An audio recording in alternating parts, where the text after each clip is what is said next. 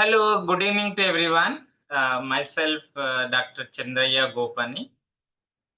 I am Associate Professor in GB Pant Social Science Institute, Prayagraj, Uttar Pradesh. So, good evening to everyone. I welcome you all for this today's discussion.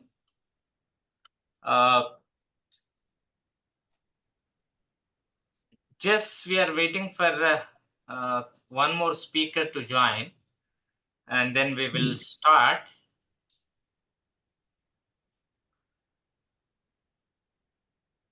Yeah.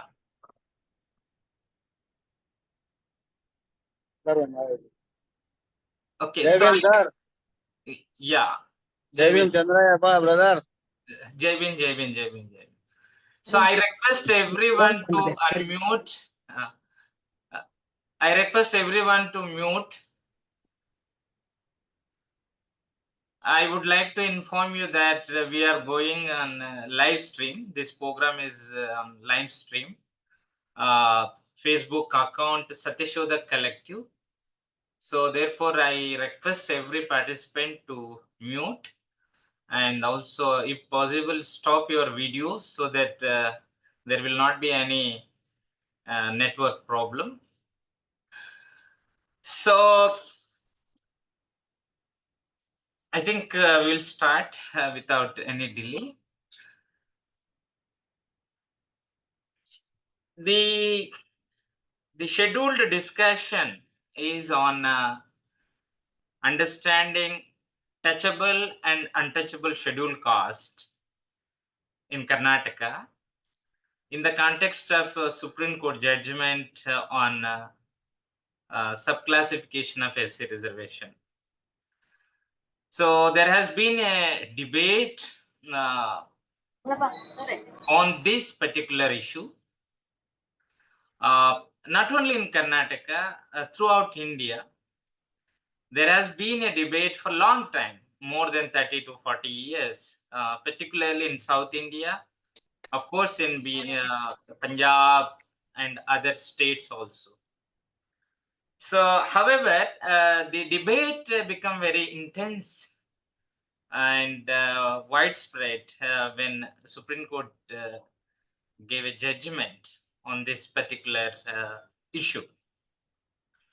So there are pro argument against there are arguments against the Supreme Court judgment. There are variety of arguments that are coming both in media, intellectual discourse, and so on and so forth.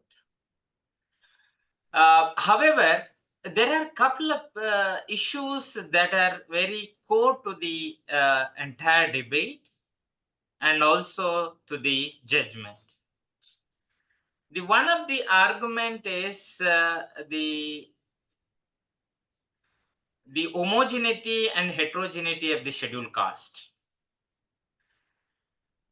The large argument who are opposing the subcategorization are keeping the articulating the language. I'm going to go out because I need to do some work.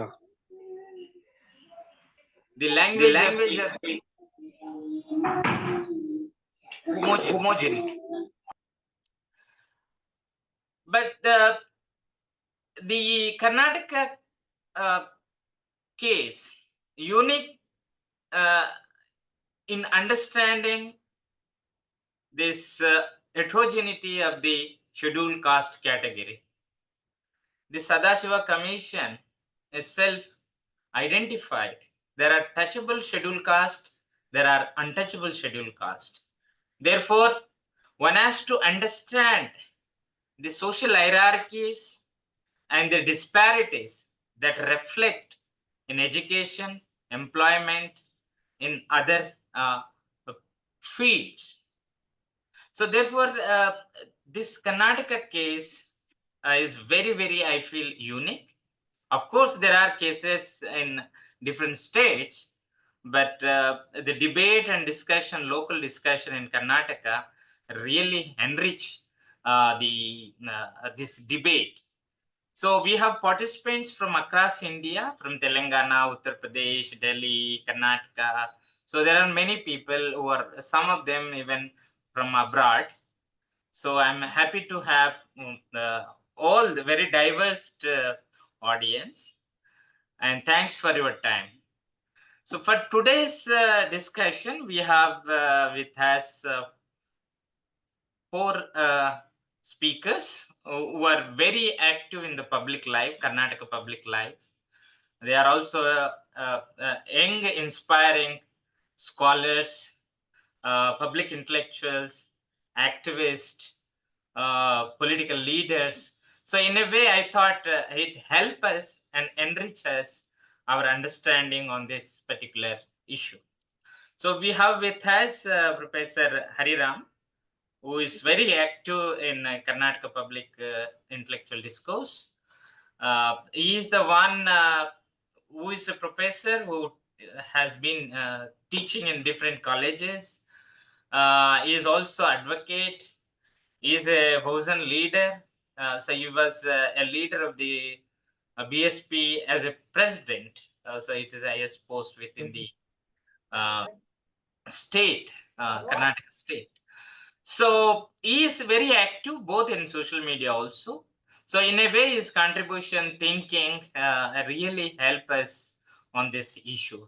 Thank you, sir. Thanks for your time for joining with us. We also have another speaker, Dr. Ramesh Aroli, who is the assistant professor in Kamala Nehru College, Delhi University. He is the one who is very active. When I spoke to him, we had a discussion. Then we thought of to have this a particular discussion. So he is the writer. He is a critic. He has been working on media studies and teaching. So his contribution in public discourse is also very, very important. And in fact, I think 3 years back or 4 years back, when I met in Delhi, in fact, he shared this particular book. I think this is one of the very important book, which is a collection of articles published as a book in Canada, and particularly on subcategorization issues. This is very, very important book. So thanks, Ramesh, for joining with us. We also have another speaker, third speaker, Harsha Kumar Kugwe. So he is one of the very active journalist and activist. Because when I saw this book, this is published on Mangarodi in Karnataka.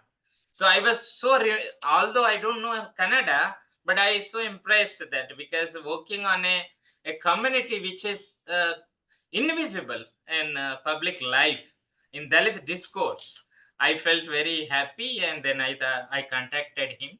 So he happily accepted. Thanks, Harsha, for joining with us. We have VL Narasimha Murthy is a young public activist, scholar. He is one of the very, very important member of the Jangama Collective.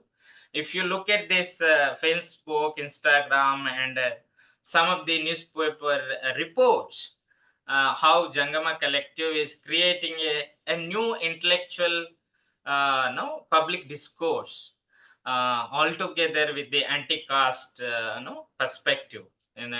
So in a way, Narasimha Murthy's contribution as a writer, as an activist, as a scholar, as a member of the key member of the Jangama Collective is really, really impressive. And thanks, Narasimha Murthy, for joining with us. So I request all the speakers to speak on understanding the touchable scheduled caste and untouchable scheduled caste, particularly in keeping the Supreme Court judgment. So you also tell us the contemporary Dalit movements and activist writers, how they are responding, what are the public discussion on this. So each speaker will speak for 15 to 20 minutes, and then we will have a discussion, and every participant will get an opportunity to ask questions and share their opinions. So we are recording this particular event. Later we will upload in YouTube, so that for wider audience can be watched. And with this, I invite Professor Hariram sir for begin his presentation. Thank you very much.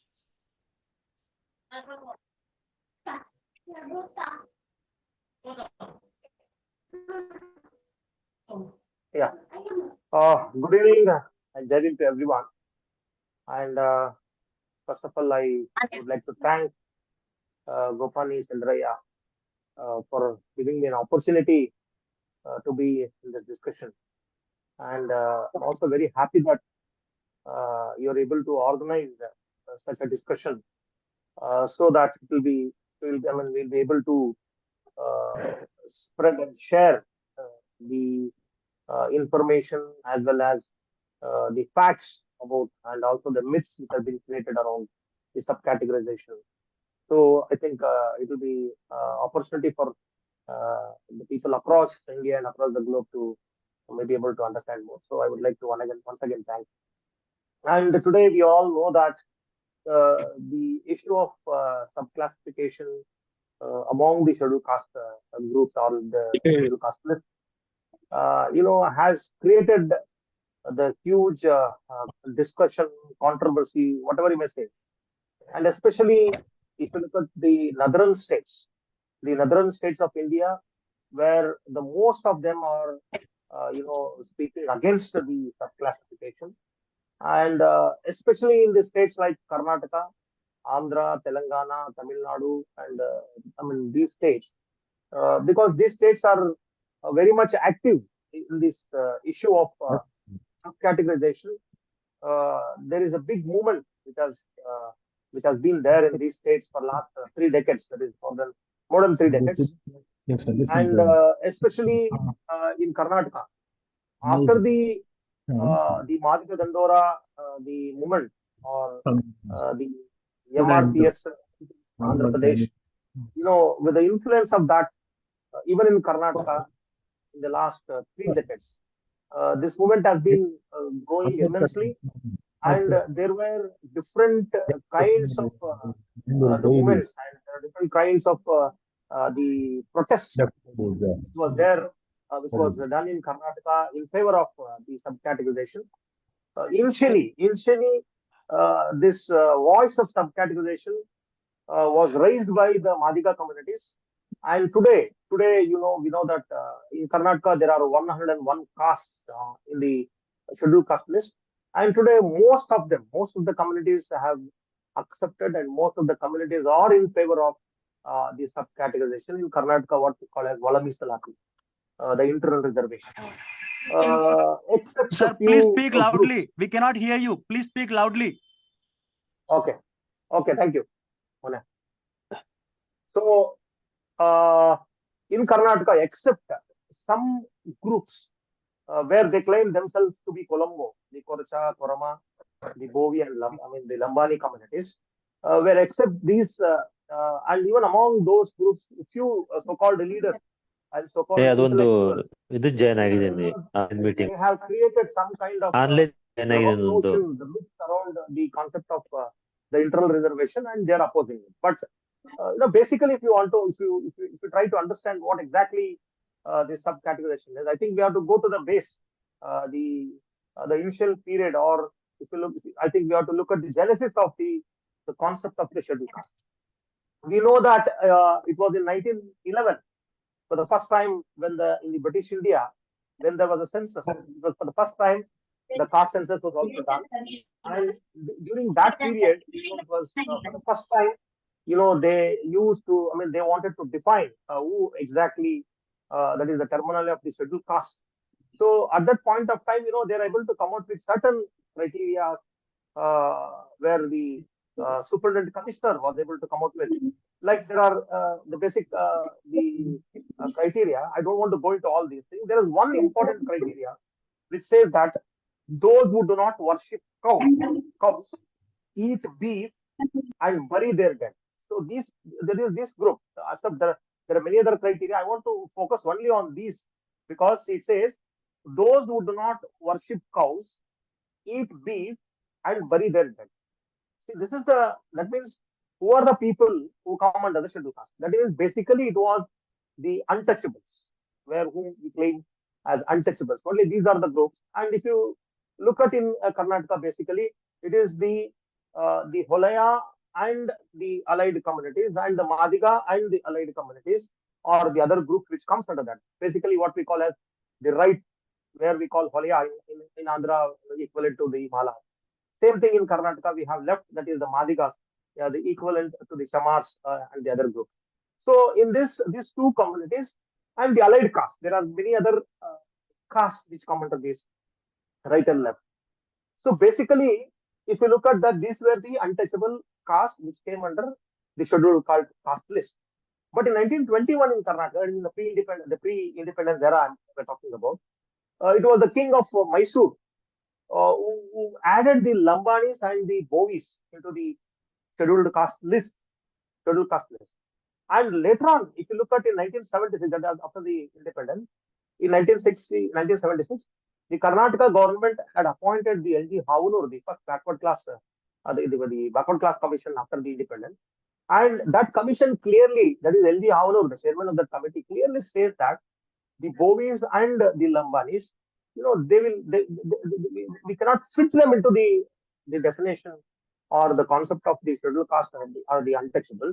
So it is better to remove them. It is better to remove those. This was the kind of the first time the observation was made.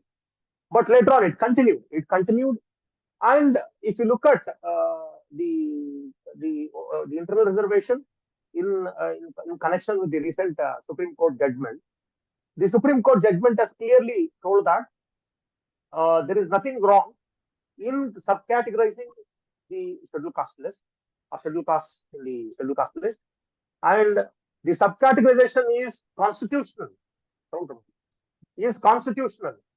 The subclassifying or giving internal reservation to within that group is constitutional, and the state governments have been given that right, that freedom to do that or to give the internal reservation to the group. And while giving this judgment, the Supreme Court has clearly told that the scheduled caste is not a homogeneous group; it is a heterogeneous group. Because the earlier judgments of the court it was the same court which told that scheduled caste being a homogeneous group, you cannot subclassify them. But again, now the recent judgment which says that no, you can you can subclassify them and give the internal reservation because they are not homogeneous; they are heterogeneous. So, in what sense we can say that they are heterogeneous? They are not same.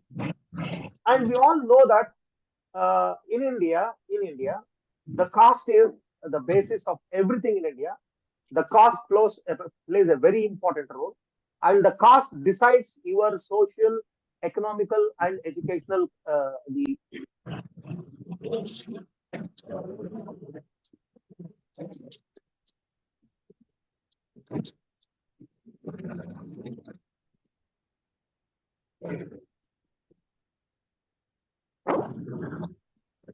we can say that the caste becomes the social capital to certain caste, and caste becomes a hurdle or impediment to certain caste. So that being the case, if you look at why we can say that the caste in the scheduled caste is not homogeneous, it is heterogeneous.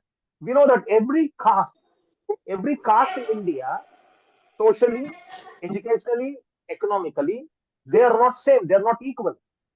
Every caste, when you look at comparatively, every caste is socially different. Comparatively, every caste is educationally, they've got different opportunities, and every caste also have, or economically also, differently developed or backward, whatever it may be, we may call it, whether it in terms of backwardness or in terms of the forwardness, whatever we call it as. Every caste is having that, the intensity varies from caste to caste. That means, and why is that? Why that every caste varies?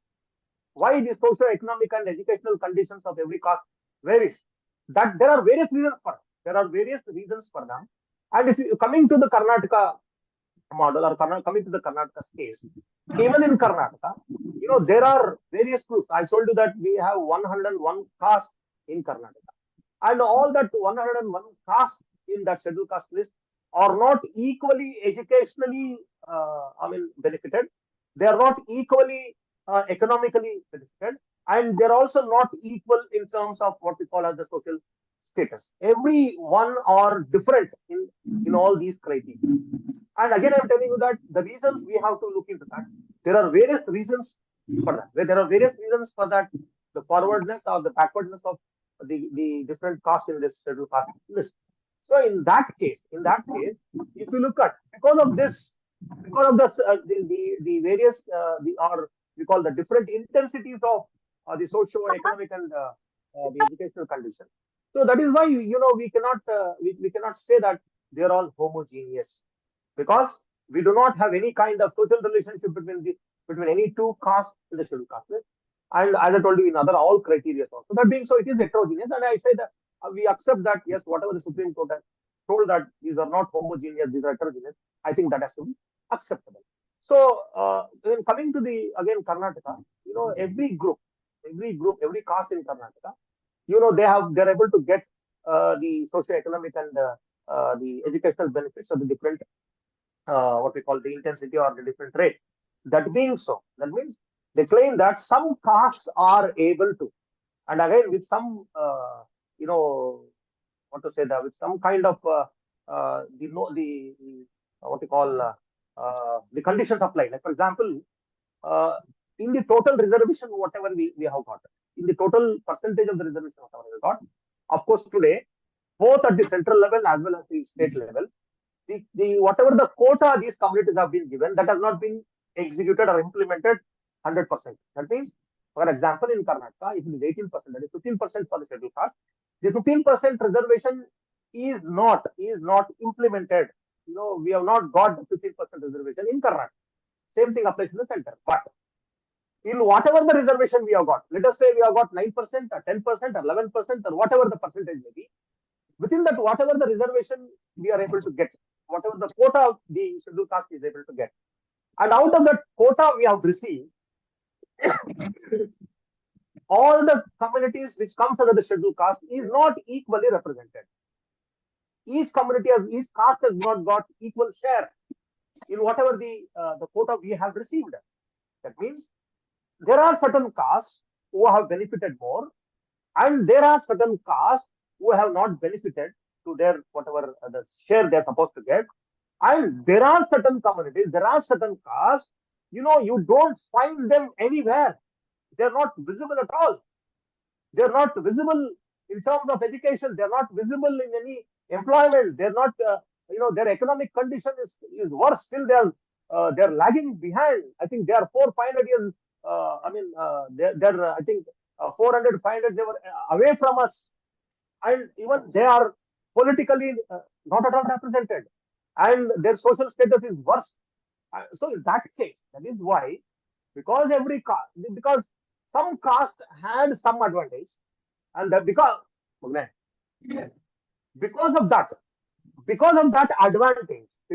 advantage, those castes are able to get better share, and because of some disadvantages, certain castes are not able to get their share in education and employment, because especially the subcategorization is only applied to this education and employment. It does not apply to the political reservation. That is why I'm saying only I'm talking about education and employment. So when you look at this education and employment, there are many castes which have not got any kind of representation. That is why, so to overcome this difference, so to overcome this kind of injustice, so that is where whatever the committee, the A.J. Sadashiva committee, which was appointed in Karnataka by the JDS and Congress, the government in 2006, they submitted their report, and there it clearly says that there is nothing wrong in dividing or subcategorizing the scheduled caste, and based on that, they categorized them. They divided the scheduled caste into 4 groups. One is what we call the left, that means the Madiga and the related or allied communities, which constitute 33.47% of the Karnataka scheduled caste population. And within that, the committee recommends to give 6% reservation. Of course, now recently the Karnataka government has increased the reservation. Based on that, proportionately, even 1.5% is going to increase, is supposed to increase within that. That means it becomes 7, 6.5, something, whatever. And 32% of the scheduled caste comprise the right, that is the Mala, or what we call Holiyas in Karnataka, and the related or allied communities, and they are supposed to be given 5% of this whatever the scheduled caste. And there is 23.64%. I think somebody is somebody has hello, please. And there is 23.6%, 64% of what we call the touchables. The touchables, what we call in Karnataka. That is earlier what I said, the Colombo, the Korama, Koracha, Modu, Namanis, where they are touchables. So they constitute 23.64%, and this committee recommends for 3% reservation for that. And there is 4.65%, whom we call as the other scheduled caste. The other scheduled caste, or what we call the nomadic, the scheduled caste, where they constitute 4.65%, and they have to be given 1%. This is the recommendation given by this committee. And this committee has studied. This committee has studied for years together, and they are able to go and reach 90.60 lakh persons belong to the scheduled caste, and almost 1.58 lakh the government employees, both central as well as the state government, and they have gone through all the districts of Karnataka, and they had the meetings at all the university centers. They had the meeting with the intellectuals. They had a meeting with the university professors. They had the meeting with the students, and in every district they also had a meeting with the various social organizations, the social groups, and with all these, the study, and also with the help of the statistics, the data available with the government, the committee has come out with this the recommendation, and they are given to they have submitted the report to the government. But until today, and almost this report, they had just put into the dustbin. But the BJP government, the last BJP government, they told we will request the central government, because there has to be the amendment in Article 341, and they sent it there. And by the time, of course, we got the green signal from the Supreme Court, and now they say that there is nothing wrong in giving or subcategorizing, and we can do it. But still, the state government is thinking whether they have to give it or not.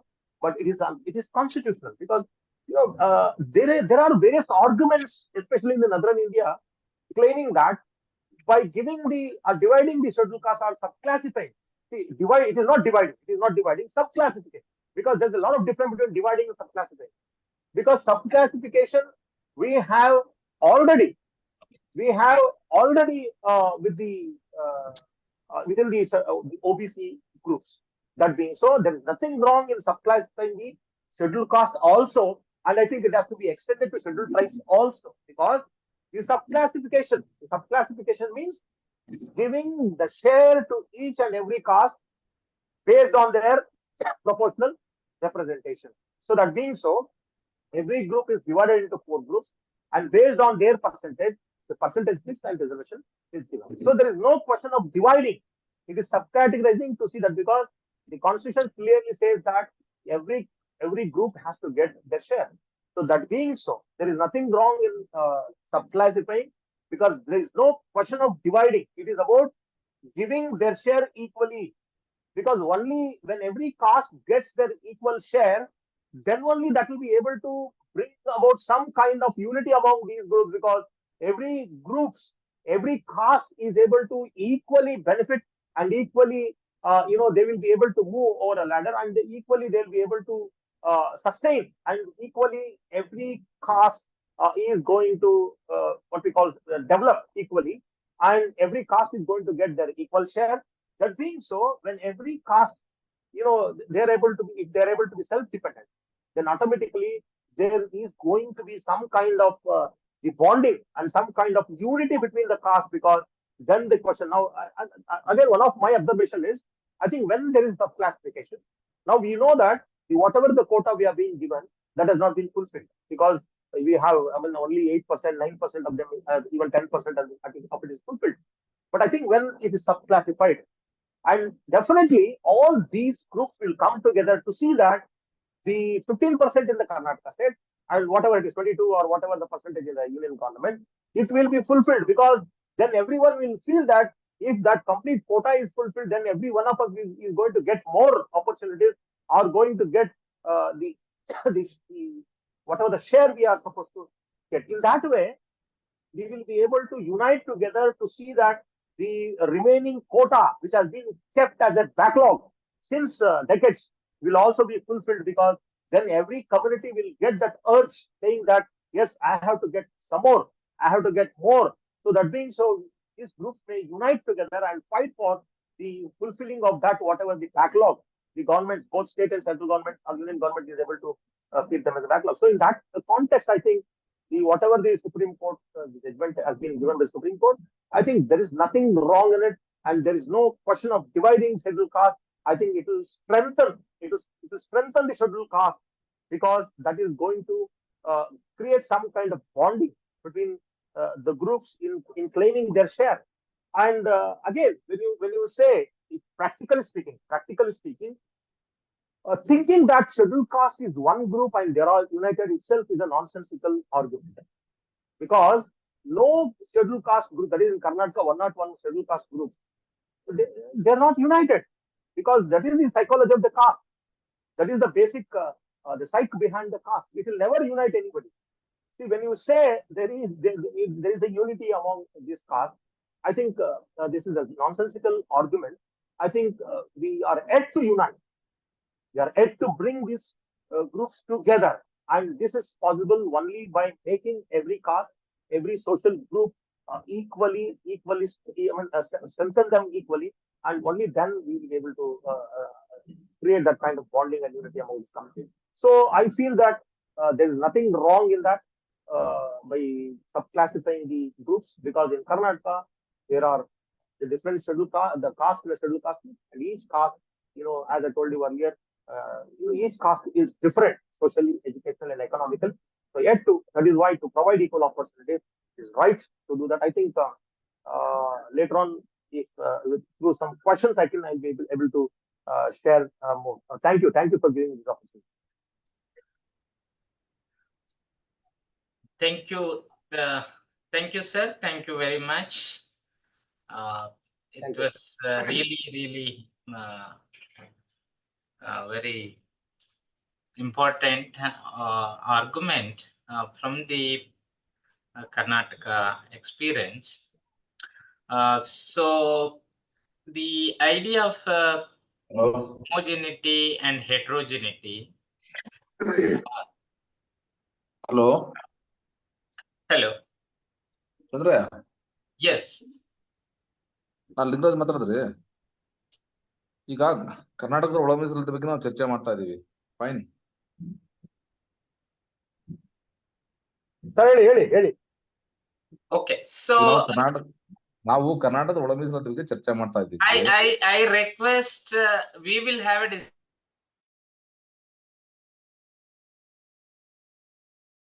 Chandra, you are muted.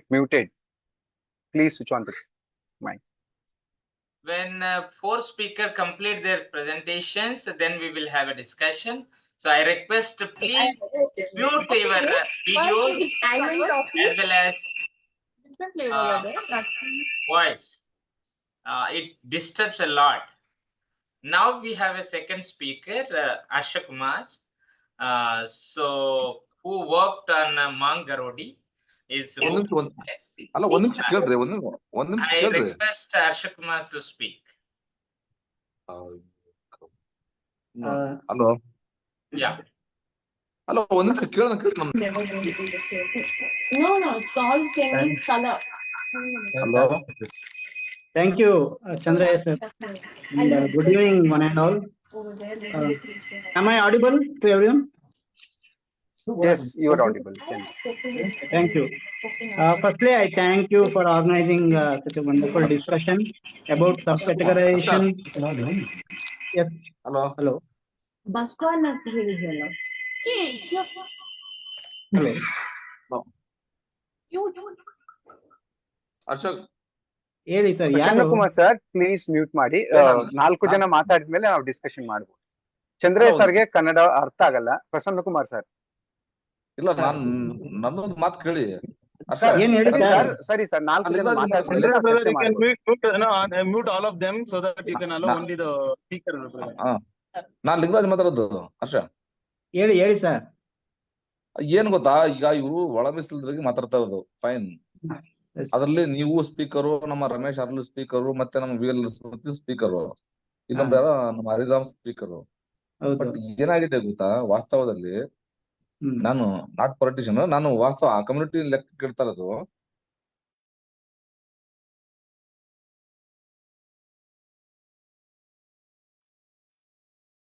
Lingaraj sir, ನಾವು ಕೊನೆಗೆ discussion ಮಾಡ್ಬೋದು. ಈಗ ಬೇರೆ ಸ್ನೇಹಿತರ ವಿಚಾರ ಹಂಚ್ಕೊಳ್ಳಿ. ನಡೀಲಿ ಇದು. ಲಿಂಗರಾಜ್ ಅವ್ರೆ, ಈಗ 4 ಪ್ರೆಸೆಂಟೇಶನ್ ಆದ್ಮೇಲೆ ಮಾತಾಡೋಣ.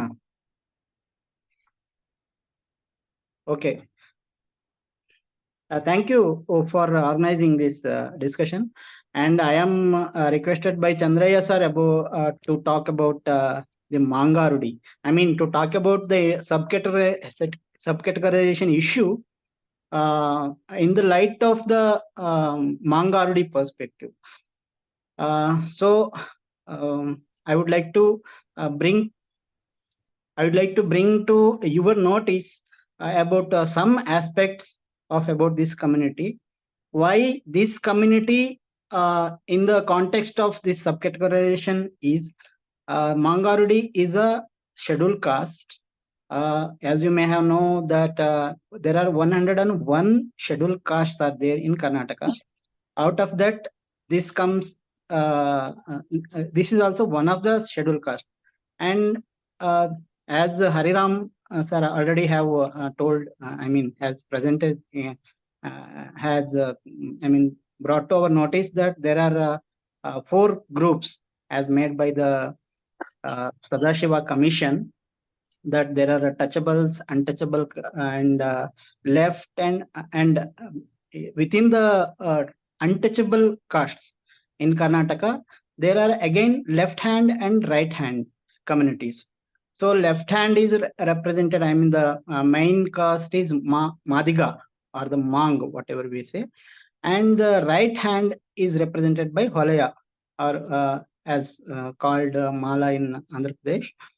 So there are, the Mangarudi is one among these left hand castes. And it was, I mean, I got to know about that Mangarudi is also comes under the left hand, and how it comes under the left hand. All these things I have narrated in my research, because when I went, I mean, to admit here, when I went for the research, I mean, when I took this community as the research objective, I really didn't know about, I really didn't hear about the word Mangarudi. So I had to go by just research from the very beginning, and even in the internet there were not much. It was a very good experience to understand a community like this. Apart from being a scheduled caste, this community Mangarudi is also a nomadic tribe. what we call as DNT tribes, or denotified tribal community, we call denotified nomadic communities. So the communities like Mangarudis, there are some other communities also in Karnataka, like Handi Jogi and Pardi, like this. See, such community, especially Mangarudi community, it has to face, a member of Mangarudi community has to face in his or her daily life two kinds of stigmas. One is about the stigma of criminality, that this person belongs to a criminal tribe, what the British had named them in 1871, when they made an act to name all these people as criminal tribes. It was a notorious act called as Criminal Tribes Act, 1871. So after that, every member of such communities were called as criminal tribes. So even today, the members of these communities are being called as criminals by the authorities and also by the society in general. Second stigma is that they belong to a scheduled caste, and they have to face all the stigma of a scheduled caste, untouchability, the stigma of untouchability in their daily life. So they are being excluded for that. For both the stigmas, they are being excluded in each and every sphere of their lives. That is the fact. That is the fact about these communities. So see, when we are discussing the subcategorization of scheduled caste, I think in the South India, there is no much opposition for this subcategorization. But in North India, for obvious reason, there has been an opposition. We have seen protests. But when we see the plight of these communities, or Dalit communities, or the different categories of communities, as the Supreme Court has rightly or correctly analyzed that there is these what we call as scheduled caste or the Dalits, they are never a homogeneous community. Instead, there is inequality or graded inequality even among the scheduled caste. This is what even the Supreme Court has been shown in its judgment. So this is an experience in their daily life of every Dalits, that they are being discriminated even by their own scheduled caste communities.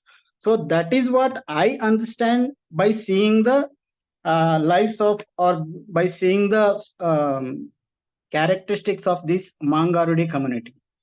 So I would like to bring to your notice some facts about this Mangarudi community.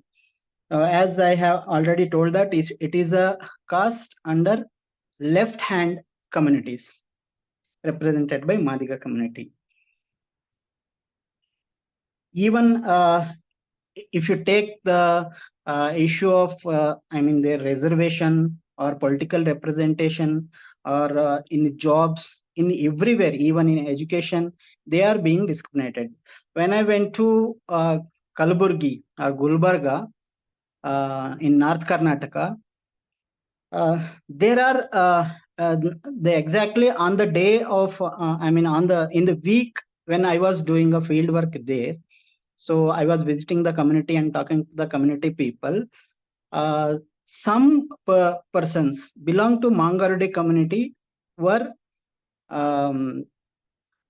dismissed from their work in the municipality department. They were doing in many places. These Mangarudi community people live in slums, and in Bidar and in almost all districts. They are living in only 4 districts in Karnataka. So in everywhere they do multiple works, like especially in municipality they work. In Bijapur they are being called as Bangi also. Bangi is a different caste who do manual scavenging, as you know. But even the Mangarudi people are being called as Bangi. Even in Kalburgi, they are being called as the manual scavenging people. So they do really hard work. In fact, I found one person, one youth named Viru. He got a award for his work. I mean, his very daring work and his very punctuality. He never missed a work any day. Despite having such a working nature, he was also dismissed. When I asked about why he was dismissed, there was the internal politics, or what we call though they said that Jaibin people did this to us. They are our brothers only, but they have discriminate. I mean, they are discriminating as this was the answer I got. Who are the Jaibin community means? So they are, I mean, who is there? I mean, why Mangarudi people were dismissed by the Jaibim community? I got to know later that Jaibim community is the right hand, or the Valaya community of the scheduled castes. So some people or some contractors, in order to get the people from Valaya caste to municipality work, so they had dismissed the this Mangarudi people. This was the reason I got to know from them. Such discrimination. So then I got to know this is the kind of discrimination these people are being they have to face every day. Another person, her name is Sandhya Popat. ಹರ್ಷ ಕುಮಾರ್, ಅದು ಒಂದ್ ಕಡೆ ಆದ್ರೆ ನೀವ್ ಹೇಳಿದ ಮಾತು. Sir, ನಾನು ಮುಗಿಸ್ತೀನಿ, ಆಮೇಲೆ ಮಾತಾಡಿ. ಯಾಕೆ ಮಧ್ಯ ಇದ್ ಮಾಡ್ತಿದ್ದೀರ ಅಂತ ಗೊತ್ತಾಗ್ಲಿಲ್ಲ.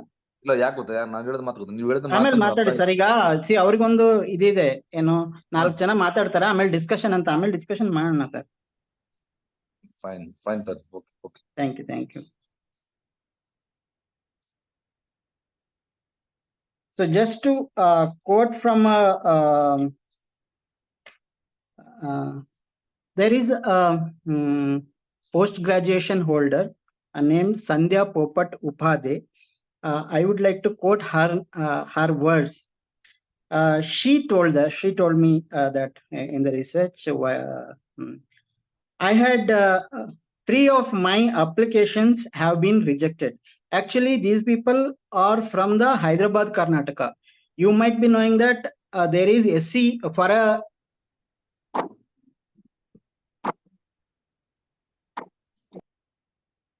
what happened?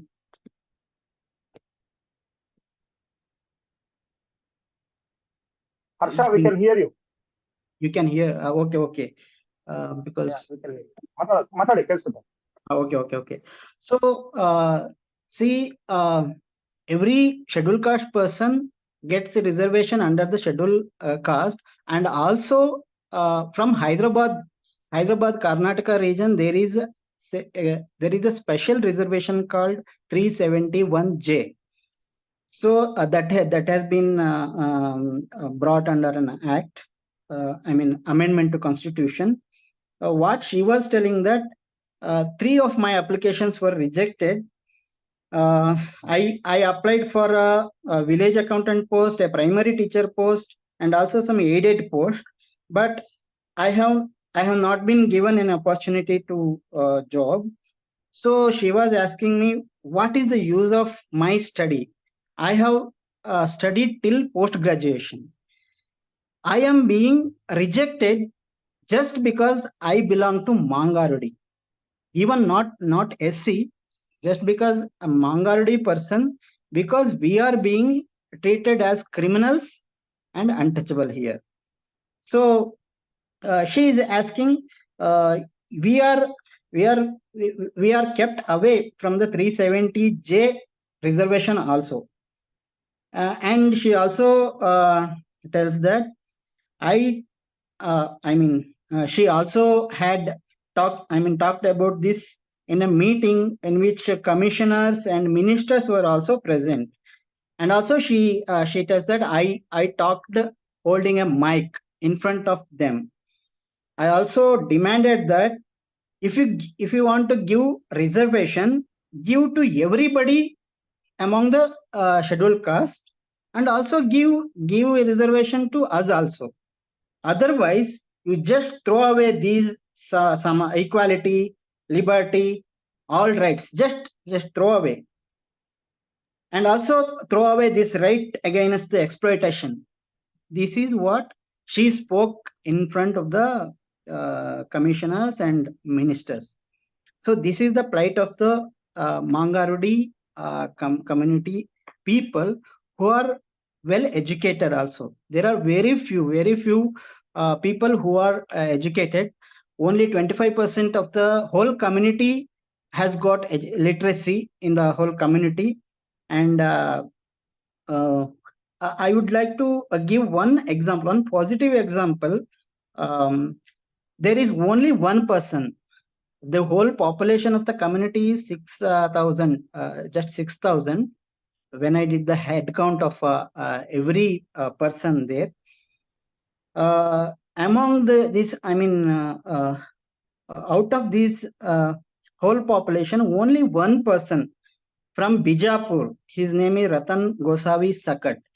He is the only person when I when I conducted the research in 2017, in the whole community, he was the only person who got reservation job. It is a village accountant.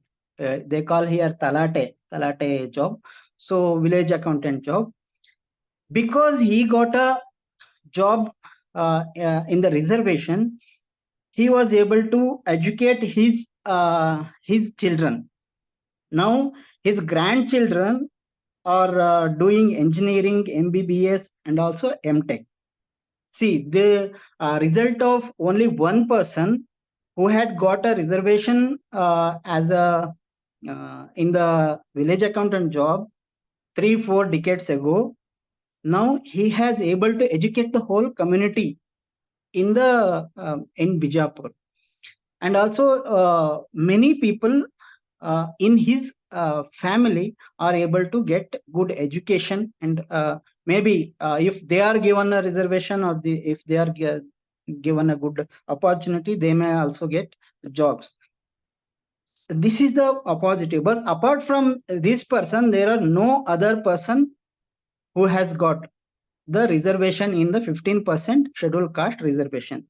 This is the fact I witnessed. So this is the kind of social exclusion every Mangarudi person has to face in job, even in political representation. If we come, even though they are very minute caste community, but they are good at leadership. They have that characteristics. I mean, they claim themselves as we were serving in the Shivaji army and all. So they are being, as a very militant community, they are being also misused in many, misused by politicians also. One person told me like that, we are being called, people call us as talwars. Talwar, it is a knife, or so people call us as, our community people as talwar, and we are being used as talwars. This was the statement given by a age-old person. So that is a fact. Especially the politicians and also some big business persons, they want these people, these Mangarudi people, to show them to the other people and to create a fear about these people. So that fear that they are the criminals, such. In fact, 99% of the people in the community are not criminals, but the whole community is being showcased as a criminal community just for the interest of some politicians and some corrupt people, some moneyed people.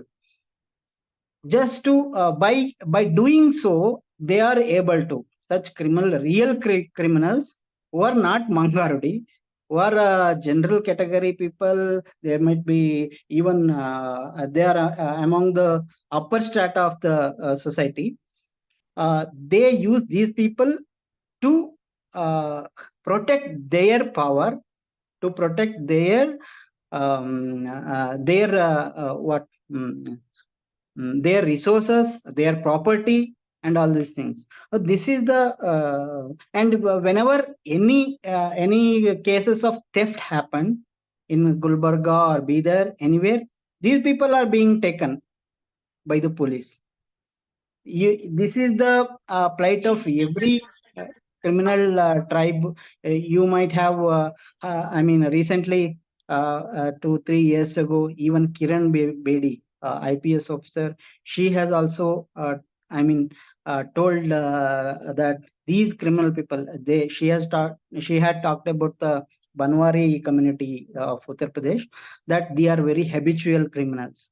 See, now these people of these communities who had faced stigmas for centuries, they are trying their best.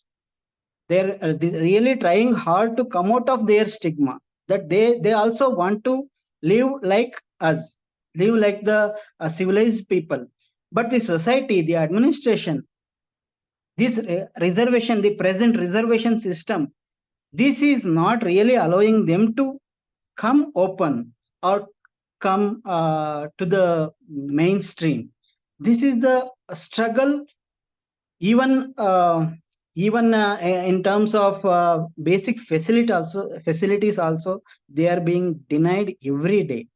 We really, when I saw the plight of these people in some places like Basava Kalyana and Gulbarga, and some places in Bidar, some border area of Bidar and Maharashtra, really, it really shocked me. It shocked my conscience that are we living in such a cruel society?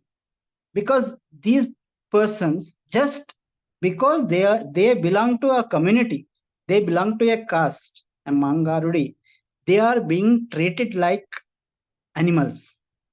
So this is the that's why in my research also, I had proposed in the list of my proposals,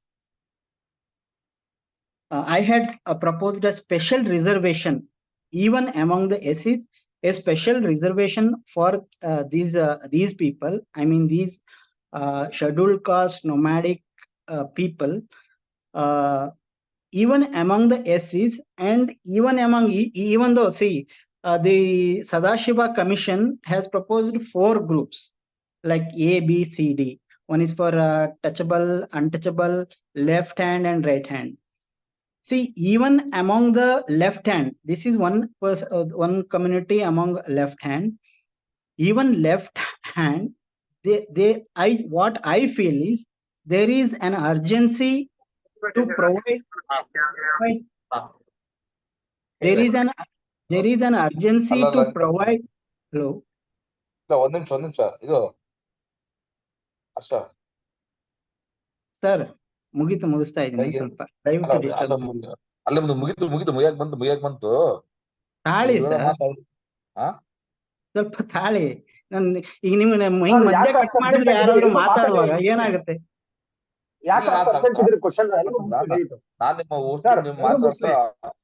ಈಗ ನೀವು ಅಲ್ಲ ತಾಳಿ complete ಮಾಡಕ್ ಬಿಡಿ. ನೀವ್ ಯಾಕೆ ಹಿಂಗ್ ಮಧ್ಯ ಬಾಯ್ ಆಗ್ತಿದ್ದೀರಾ ಗೊತ್ತಾಗ್ತಿಲ್ಲ. ಹರ್ಷ ಸರ್ ನೀವು ಮಾತಾಡಿ ಸರ್. ಯಾರು ಸರ್ ಅವರು?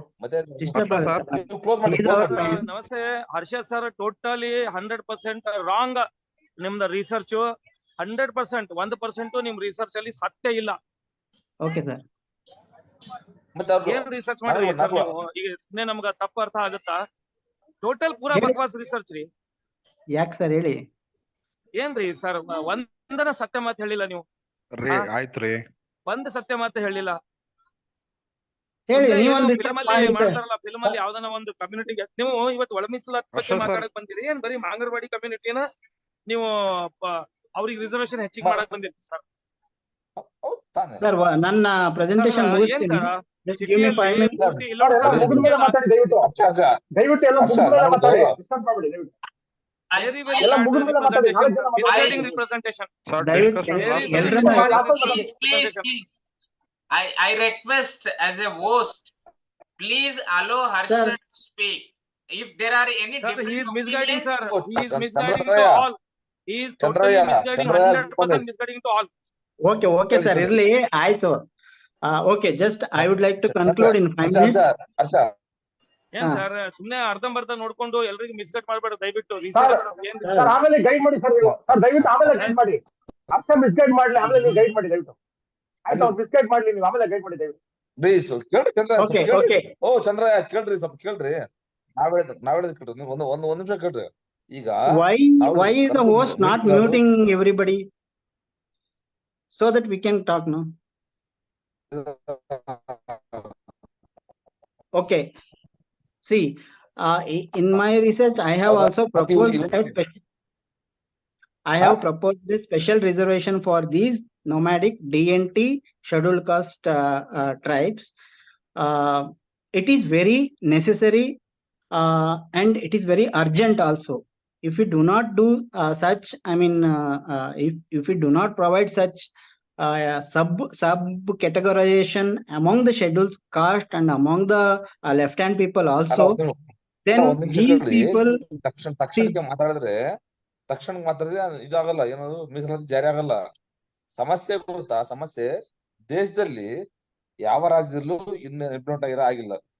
ಯಾಕೆ ರಾಜ್ಯದಲ್ಲಿ ಇಲ್ಲಿ ನಾವು ಅದ್ರ ಬಗ್ಗೆ ಮಾತಾಡ್ತಾ ಇಲ್ಲ. ಇಲ್ಲಿ ನನಗೆ ಇದ್ರ ಏನ್ ವಿಷಯ ಹೇಳಿದಾರೆ ಅದನ್ನ ಮಾತಾಡ್ತಾ ಇದ್ದೀನಿ ಅಲ್ವಾ? ಅದು ಜಾರಿ ಮಾಡೋದ್ರ ಬಗ್ಗೆ ನನಗೆ ಮಾತಾಡಕ್ಕೆ ಹೇಳಿಲ್ಲ. So in my opinion, if we do not give them special reservation to the communities like Mangorodi, they will again go back about 100 years or 150, 200 years when they were struggling under the British rule as criminals or are the very, very, very, very unprivileged communities. This is a very urgent call we have to take as a society, not as a government or anything. As a society, we have to take this call for the upliftment of such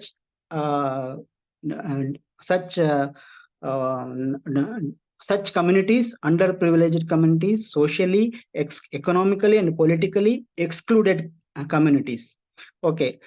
Finally, I would like to just add one thing about my research. This is the research because when I started this research, I didn't know anything about the community. I just went on.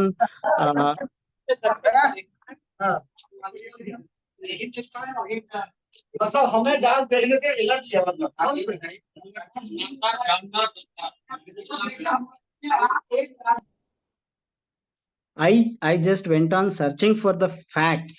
I am not talking anything out of my imagination.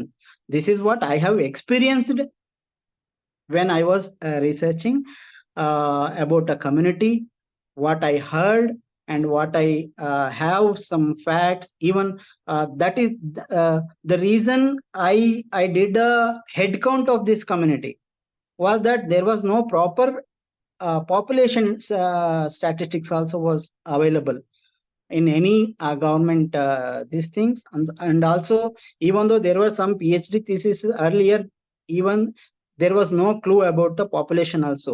That's why I had to do the head count of each and every person. So I had finally about the how many members are there, how many females are there, and what about the actually in fact I used the caste survey, caste census form for this purpose, and I have that satisfaction that I have provided justification. So these are the obviously any research work is not questionable. You can also question this research also, or any research for that matter, and you can provide the alternative data or the alternative facts. That is your right and your freedom. I don't have any thing about that. So these were the things that this is the one reason there should be subcategorization or among the scheduled caste reservation in Karnataka. Thank you.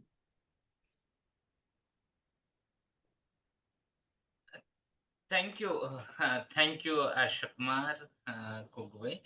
It was really, really very insightful. I really feel we are very thankful for your representation. There can be 100 kinds of questions, different of opinions, but it's minimum. I request that minimum decency we have to maintain. If somebody is presenting, we have to respect his presentation, allow him to speak, because this is a very sensitive, no controversial issues. Everybody can have their own opinions, but there should be an occasion to present their opinions and questions. I said in the beginning itself, after finishing every presentation of 4 speakers, then we will have a discussion. So I feel for the larger discussion, Harsha Kumar brought many important questions in Karnataka context itself. The left-hand communities versus right-hand communities, the social hierarchies, the disparities, and then touchable communities versus untouchable communities within the scheduled caste. Then within the scheduled caste, this is largely missed in the larger all India level Dalit discourse, Dalit nomadic communities. There are no the serious studies on Dalit nomadic communities, as if they are not part of the Dalit discourse. Their literature, their experience, their imagination of their vision of the emancipation. So these are all missing in the larger Dalit discourse. And because see, look at that. When they have removed from the municipal corporation, from the work, how they are our brothers, but they are creating a situation where they have removing us from the work. They are called JBIM community. So look at that language. We have to understand. So we have to understand them, their suffering, and then interpret in a right direction instead of denying their experience.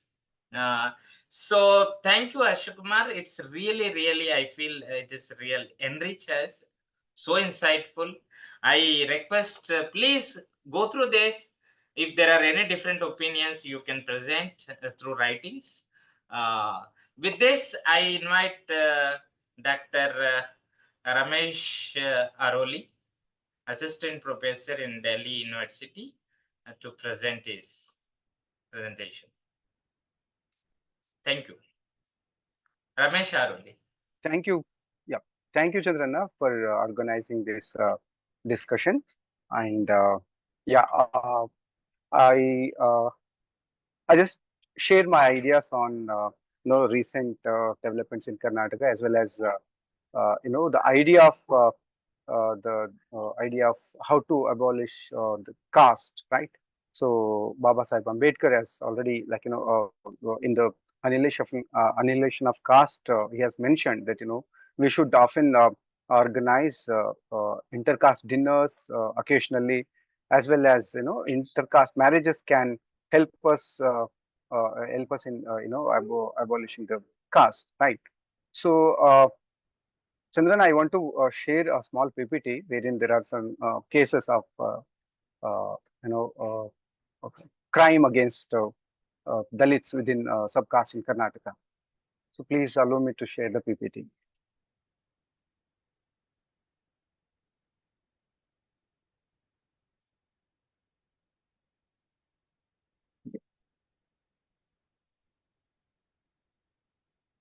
Are you able to see my PPT?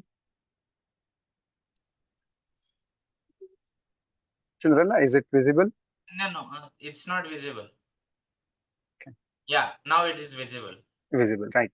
So, yeah, as I mentioned, there are two important suggestions that Baba Sahib Ambedkar makes when it comes to abolishing the caste, right? One is intercaste marriages and second one is intercaste dinners, right? So, when I think about intercaste marriages and all in Karnataka for that matter, there is a rise in the crime rate when it comes to intercaste marriages, according to this Deccan Herald report. The National Crime Bureau has documented these things. There is a rise in the crime of intercaste marriages, not only in northern part of India, especially when we talk about ka panchayats or honorless killings, right? Uttar Pradesh, Jharkhand, Maharashtra, Haryana, and all. But in recent times, even there are many such cases which were reported from Karnataka. Right, Karnataka is also in the list of honorless killings. So this is the data that comes from the media. The number of murders that happened in Karnataka, and most interestingly, these intercaste marriages. In the cases of intercaste marriages, most of the time the killing happens from the family member itself. Right, it's most of the murders that were committed by 90% and 29% of murders were committed by father, right? Whereas 25% murders were committed by mothers and family relatives. So earlier, when you look at the 1970s or 80s, so there is something called Viloma Vivaha and Pratiloma Vivaha, Anuloma Vivaha and Pratiloma Vivaha. So this was the concept, but as and when there is a crime against intercaste marriages, it is earlier it was always targeting the lower caste person, be it boy or girl. Now there is a shift in the crime against the intercaste marriages, right? Be it lower caste boy or upper caste girl who gets married to a low caste boy. So now the intercaste marriages, the family members they themselves kill the girl if she belongs to upper caste. But interestingly, in the recent times, there is also something subcaste marriages. Subcaste marriages also not imagined they're not normal. They're not accepted as we talk about inter-religious marriages or marriages between low caste and upper caste. Right? Subcaste marriages are also very they face the wrath of communities, and it is not acceptable, right? And because of which there are crimes committed by family members in Karnataka. So in one of these cases, for instance, family, particularly fathers, killed daughters for being in relationship with Dalit men, right? So it is increasing. It is increasing in the state in different parts of the Karnataka, and I'll give some cases wherein, especially the members, be it boy belongs to Madhika community or girl belongs to Madhika community. So there is a rise in the crime against Madhika community, boy or girl who gets married get married to intercaste, like intercaste boy. So I'll just take a few examples. Yeah, there is one important case that comes from Gadag district, wherein a Madhika boy gets married to Lamani girl, Gangamma, It's also intercaste marriage and subcaste marriage. Within the SC list, when we talk about 101 subcaste, but there is no homogeneous factor that finds all these communities. Even though the constitution, for administrative purpose, we have listed 101 caste as SC caste, but when we talk about the cultural exchange, when we talk about social interaction, it is completely missing in the Karnataka, as we can see in some of the southern states, right? So in this particular case, which happened in the year 2019, Lamani girl and Madiga community boy, they got married and they eloped to other district in Shimoga. They stayed for 4 years there, and once they came to a village festival, when they came back to the village, still the Lamadi community, it was completely in anger, and seeing both the couples, they attacked them with sickles, they stoned them to death. And most horrific detail that comes from this particular case, uh, the Lamani community brothers of that girl, they even thrashed the little babies, the young children, who young children of this couple. They they took children and they hit to the wall. So which clearly indicates that there is a kind of intolerance for the subcaste marriages in Karnataka and other parts of southern states. By citing this one example, I'm trying to say that even though constitutionally for administrative purpose, all these 101 castes are listed under SC, but when it comes to social interaction or cultural exchange, it is not allowed. It is not accepted, because within these 101 castes, there is no given and take business. There is no history of this given and taken practice. So that's why these incidents often takes place in the society. Going to the recent one, which also drew the media attention. So SC women who married ST man killed in Karnataka, husband among 7 held. So a 20-year-old scheduled caste women, again who belongs to Madhika community in Karnataka's Koppal district, was allegedly killed by relatives of her husband who belongs to Nayak community, which is ST community. And police arrested him and 6 others on charges including murder. Again, in this case also, Madhiga girl was targeted and she was killed. So it is not only within the subcaste of the SC list, but also with ST community, there is no give and take business between these castes. That's why they are often being targeted as and when there is a intercaste marriages or subcaste marriages. This is also one recent case which was reported on 29th of August. That girl died, and it was reported in the later first week of September. Then coming to this particular case, these are some cases wherein the young people decided to get married beyond their caste. But there is one specific case wherein boy who belongs to Hariram, again refers to Madhika community. He went to Sanganad, a village in Yelburga Taluk, Koppal district. So when he had gone to haircut, a barber, seeing his caste identity as Harijan or Madhika, he denied to cut his hair. So when he insisted that why you are denying, can you give me no proper explanation for that thing? So there was a argument between both barber and the Dalit boy, and finally this barber, he stabbed this Dalit boy to death, and it was reported later in the media. Which means, even though Constitution clearly says that, law says that you cannot deny any kind of this public service to the Dalit communities based on their subcaste, etc. But still, it is being practiced in in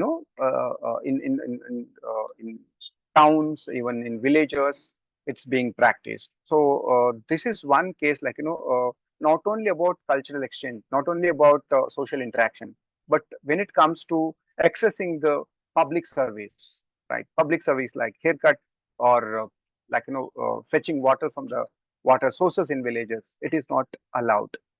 So in that case, I cannot say that it is a common practice in all the districts of Karnataka, but yes, it is still there in the society, and there is a clear-cut bifurcation, polarization of subcastes in villages, and these crimes against against a particular community or within SC list, it is often reported. Some are some go unreported because of because of not giving a caste angle to these crime incidents. Yeah, this is also one incident of denying the public service to the uh, SC caste boy. And yeah, with this one slide, I wind up. Like, I would like to hear from Murthy, because this is one important case. I don't know, whether it is appropriate to talk about this particular case. It was also reported in the Deccan Herald. So Murthy, one of the panelists, so they are going to talk about this issue in detail, I think. When they got married, their marriage is also intercaste marriage. It is between SC boy and ST girl. They had to fight to get married because of the caste difference, right? So I got this statement from media when Kavya, wife of Natsimurthy, shared her opinion with media, Deccan Herald. So she says that the general notion is that there is a little difference between SCs and STs, as both come under the reserved category, but the reality is different. Our community, that is ST community, is powerful in Tumkur and Chitradurga belt, which are Nayak dominate basins in the state.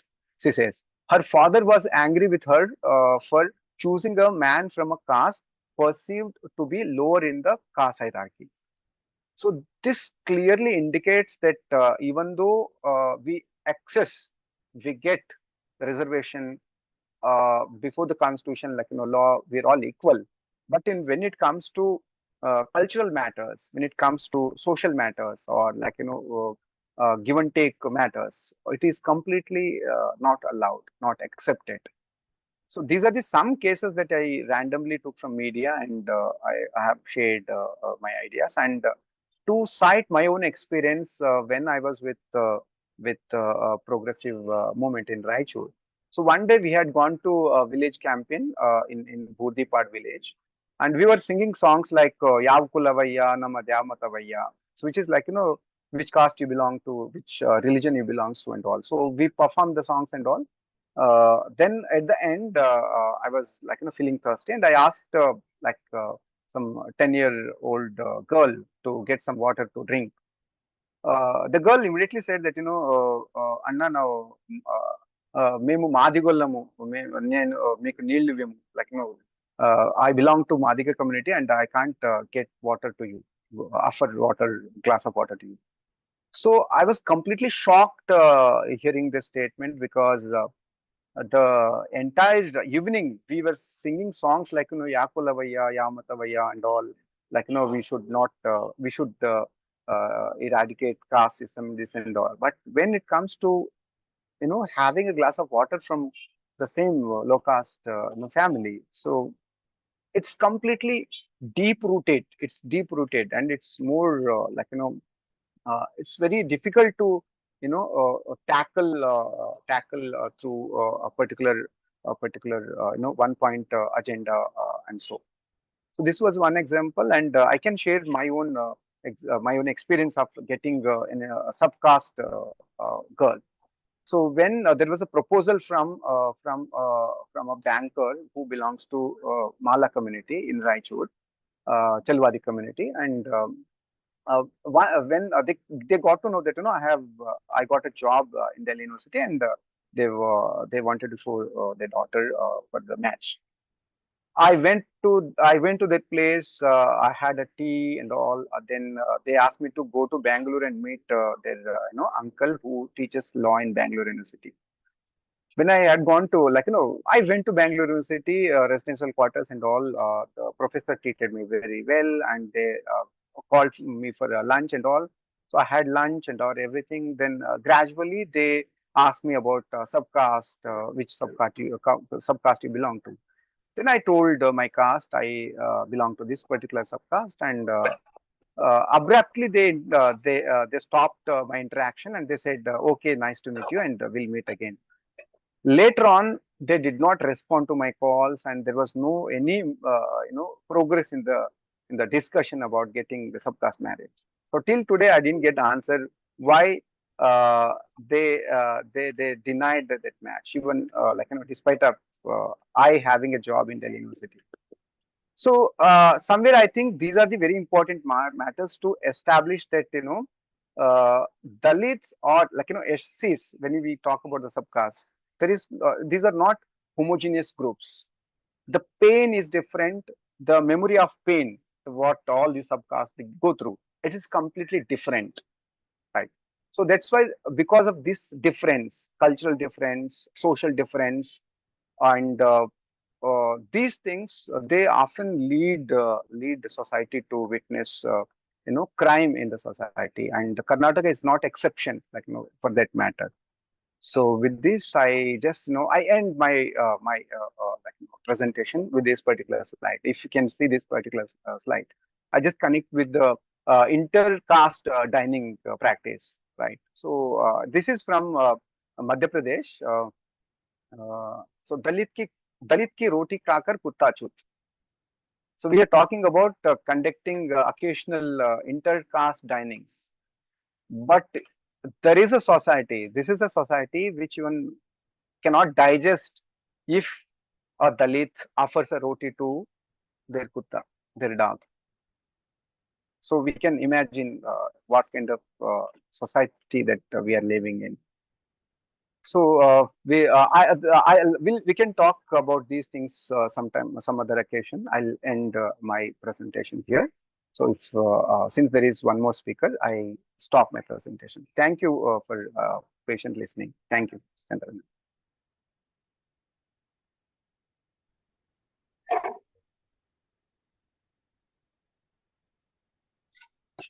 So, yeah, you please stop the PPT. Yeah, I'm going to. So, thank you. Thanks, Anand. Thanks a lot. This presentation clearly brings the very crucial issue, which is intercaste marriages between different castes. Because most of the time, intercaste means Dalit with marrying Dalit with the other than Dalit caste. But today we have to focus. Can Walaha marry a Madiga? Can Madiga marry a Mangarodi? Can Lambadi marry a Walaya? Can Chamar marry a Valmiki? Can Dakkali marry a Mala? Can Paraya marry a Arundhatiya? So this is very, very fundamental issue, because no, caste is very deep rooted. Caste is not created by the Dalits. It is created by Brahminical system, Brahminical ideology. Therefore, we can't do anything. We have to fight against the Brahminical system. That is fine. By fighting Brahminical system with the Brahminical force, it doesn't itself remove the caste hierarchies within the scheduled caste. So you need a new strategy to democratize the relationship, create a conditions in which a youth can get marriage from different caste within the scheduled caste. I think that's where Bahujan movement or Ambedkarite movement, Pule Ambedkarite movement has to work a lot. The presentation clearly brings that live examples from Karnataka. Thanks, Ramesh Aroli, for wonderful presentation. So now we have a last speaker, VL Narasimha Murthy, who is one of the very important writer and young scholar and member of the Jangama Collective. I request VL Narasimha Murthy to present. Thank you. Thank you very much.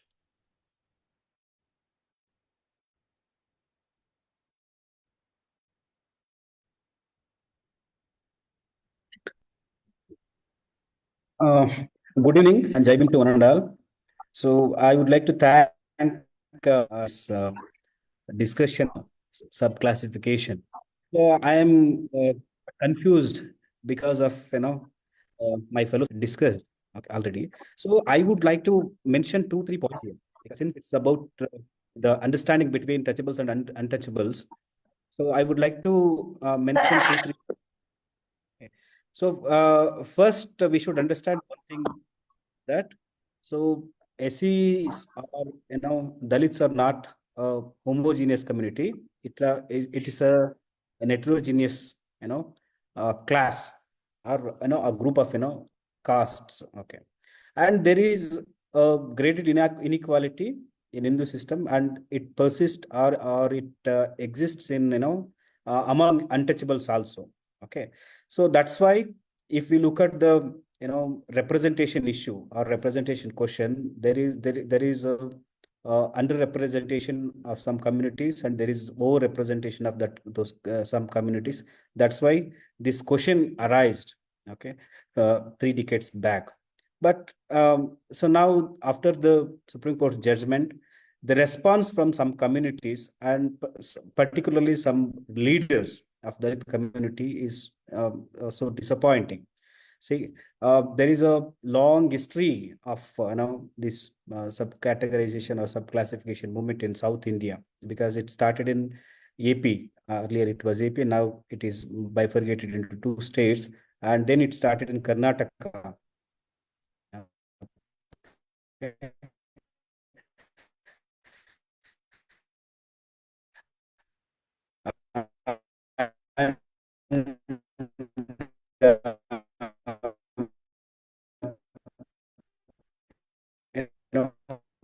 Narasimha Murthy, your voice is not clear.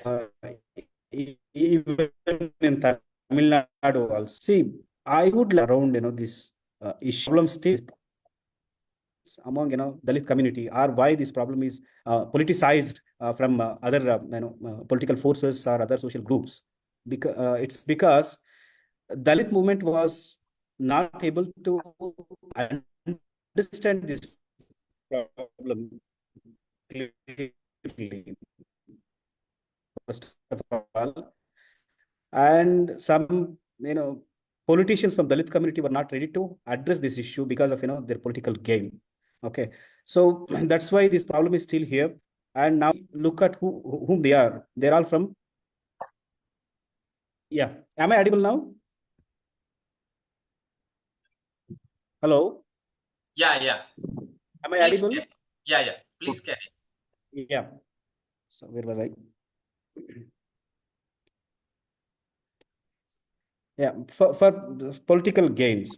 Okay, so we have a 50 years history of Dalit movement in Karnataka, and Dalit movement was very inclusive from the beginning. Okay, and until today. So this was the Dalit leaders and so-called Dalit writers of Karnataka believed that Dalit is a class of people who are socially marginalized and who are discriminated by the rest of the society. When this question of representation was arrived, these people believed that if we start addressing this issue, or if we take this kind of issues related to identity politics, it will break the unity of Dalit movement in Karnataka. And they thought that so this is against a unified Dalit movement against caste system in Karnataka. So, and because of this misunderstanding or misconception of Dalit movement, the problem is not solved till today.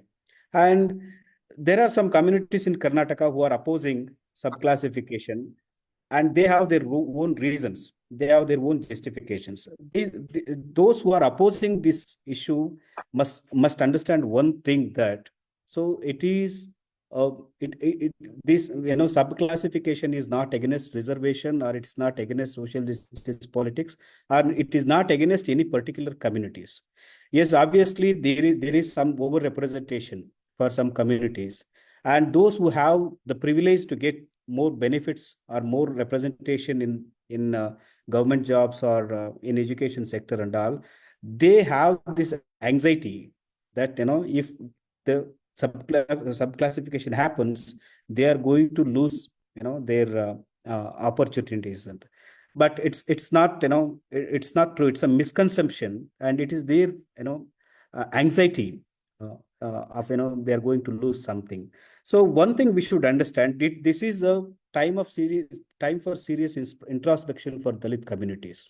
If they don't come to a conclusion, if they don't ready to discuss critically among themselves, this issue is not going to be solved. If this issue is still persists or continues, so many people will take advantage of it, and so many people will start appropriating some communities from Dalit community. So it's already happening. Okay. I would like to say one thing here. So I completely agree, Professor Hariram and Ramesh Aroli and Harsha Kumar Kugwe's points about caste system in Karnataka. Yes, there is a graded inequality, or there is a cultural and social differences between Dalit communities, but reservation is something more than that. Okay, so if we don't clear this issue, if we don't clear this issue right now, so Dalit community will face serious problems in future. Okay, so what I would like to say here is that so there are differences among Dalit community, and there is the humiliation and social discrimination and the violence faced by the Dalit communities is also different. Even some castes others, they humiliate others, they practice social stratification among themselves, but that need to be addressed. And who are against, or those who are opposing subclassification among Dalits are going against Ambedkarite principles, and they are going against social justice. These kind of discussions will help or enhance the social justice politics. Okay, and it definitely it will lead the movement in a very different way. So that is what I would like to say. If I get some questions, I'm ready to answer those questions. Thank you. Thank you, VL Narasimha. And so he was focusing the issue that as soon as the sooner we resolve this issue, the better will be for the future of the Dalit movement, for the larger politics, because those who have in favor of the subcategorization, they should also have a larger vision of the larger politics, vision for the larger politics. I think that's where there is a need of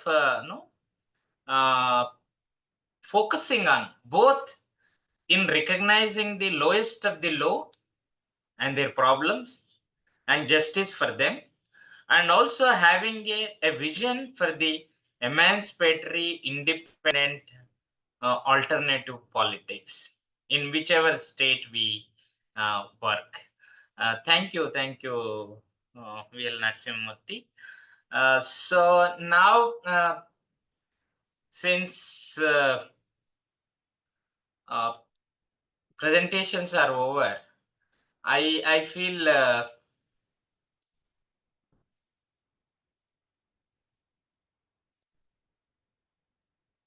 hello.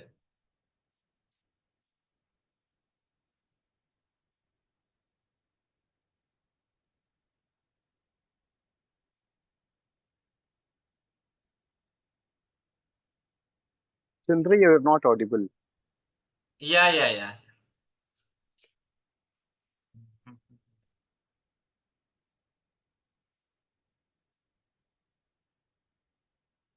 Hello.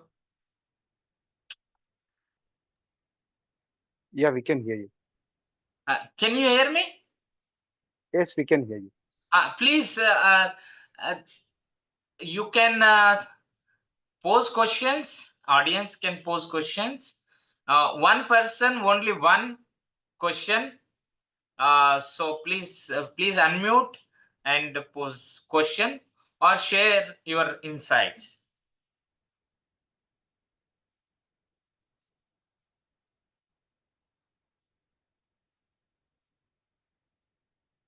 Anybody? Hello. Lingaraj sir ಇದೀರಾ? ಈಗ ಮಾತಾಡಿ. Yeah, please.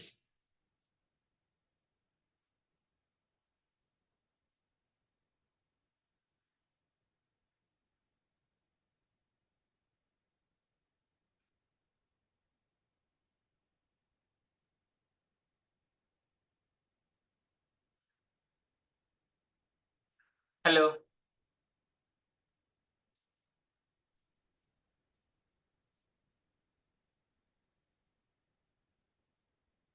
You can take question from others. Yeah. Participants can comment their questions in the comment section. Yeah.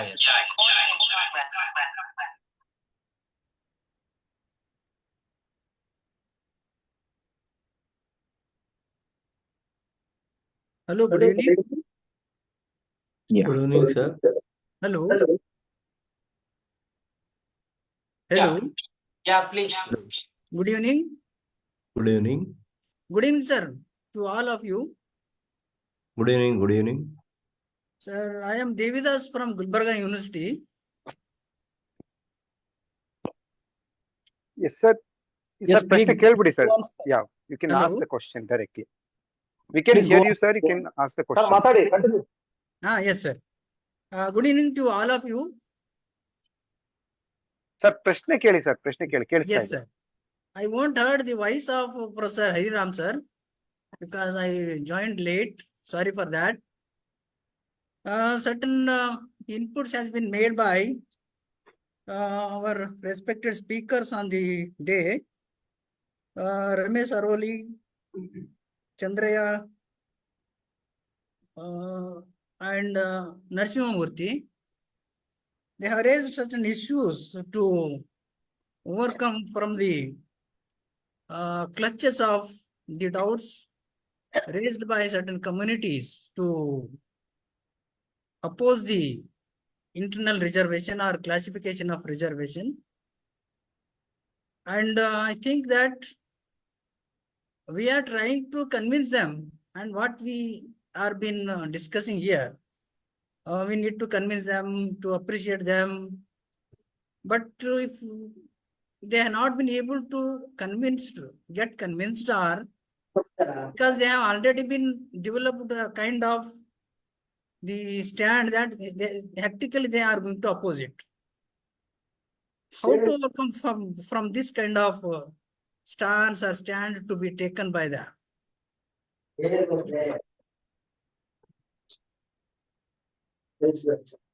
Hello. Sir, ನಿಮ್ ಪ್ರಶ್ನೆ ಕೇಳಿಸ್ ಸ್ಪಷ್ಟವಾಗಿ ನೀವು ಯಾರಿಗೆ ಈ ಪ್ರಶ್ನೆಯನ್ನು ಕೇಳ್ತೀರ ಅಂತ ಹೇಳ್ಬಿಡಿ ಡೈರೆಕ್ಟ್ ಆಗಿ. ಇಲ್ಲ, ಜನರಲ್ ಆಗಿ ಯಾರಾದ್ರೂ ಎಲ್ಲರಿಗೂ. ಹೇಳ್ಬೋದು. ಅದು ಇವರಿಗೆ ಅವರಿಗೆ ಅಂತ ಇದು ಇಲ್ಲ. ಸರಿ ಸರ್, ಜನರಲಿಸ್ಟಿಕ್ ಕೈಂಡ್ ಆಫ್. ಸರಿ, ಇದರಿಂದ ಹೆಂಗ್ ಹೊರಗೆ ಬರಬೇಕು, ಇದನ್ನ ಹೆಂಗ್ ಟ್ಯಾಕಲ್ ಮಾಡ್ಬೇಕಂತ ನಿಮ್ Yes, sir. ಪ್ರಶ್ನೆ. Yes, sir. Yeah. So please someone answer this question if anybody. Hello, ನಾನ್ ಮಾತಾಡ್ಬೋದಾ? ಸರ್ ಪ್ಲೀಸ್ ಹೇಳಿ sir. Thank you for your what to say, your observation as well as your opinion. I think since the idea of the subclassification was raised, especially in Andhra Pradesh, till now, and even if you look at the present scenario in the northern Karnataka, India, and the southern India, why there is a lot of difference between these two parts of one part is opposing, the other part is accepting, and even in the southern Karnataka, India, and between Karnataka, there are few people who are against this or who are opposing this. I think why this problem has arisen in this state is because I think that, see, when you look at the question of subclassification, or when you look at the question of A.G. Sadashiva committee's report, see, since, as I told you earlier, actually this movement was first raised by, or this issue was first raised by the Madiga community in Karnataka. And while the issue was raised initially, I think that there was also the some kind of the problem with these people who raised the issue, because when the issue of subclassification was raised in Karnataka, there was an idea which was put forth before the general the people, that the Sadashiva committee report is concerned with the reservation, and if that reservation is, the subclassification happens, this is going to benefit the Madiga community. That means, by putting an idea or by telling that if the Valamislati or the subclassification is implemented, or if it becomes an act, and it is the Madigas who is going to get benefited. So this was the idea which initially some of the leaders was able to place before the people, maybe to convince the people to accept that idea of subclassification or internal reservation. But see, number one, that, and second is, after that the A.G. Sadashiva's report was leaked, and even before that, there was also a kind of myth and the lie which was brought before the people, is that the Sadashiva committee recommends, the report recommends for the removal of certain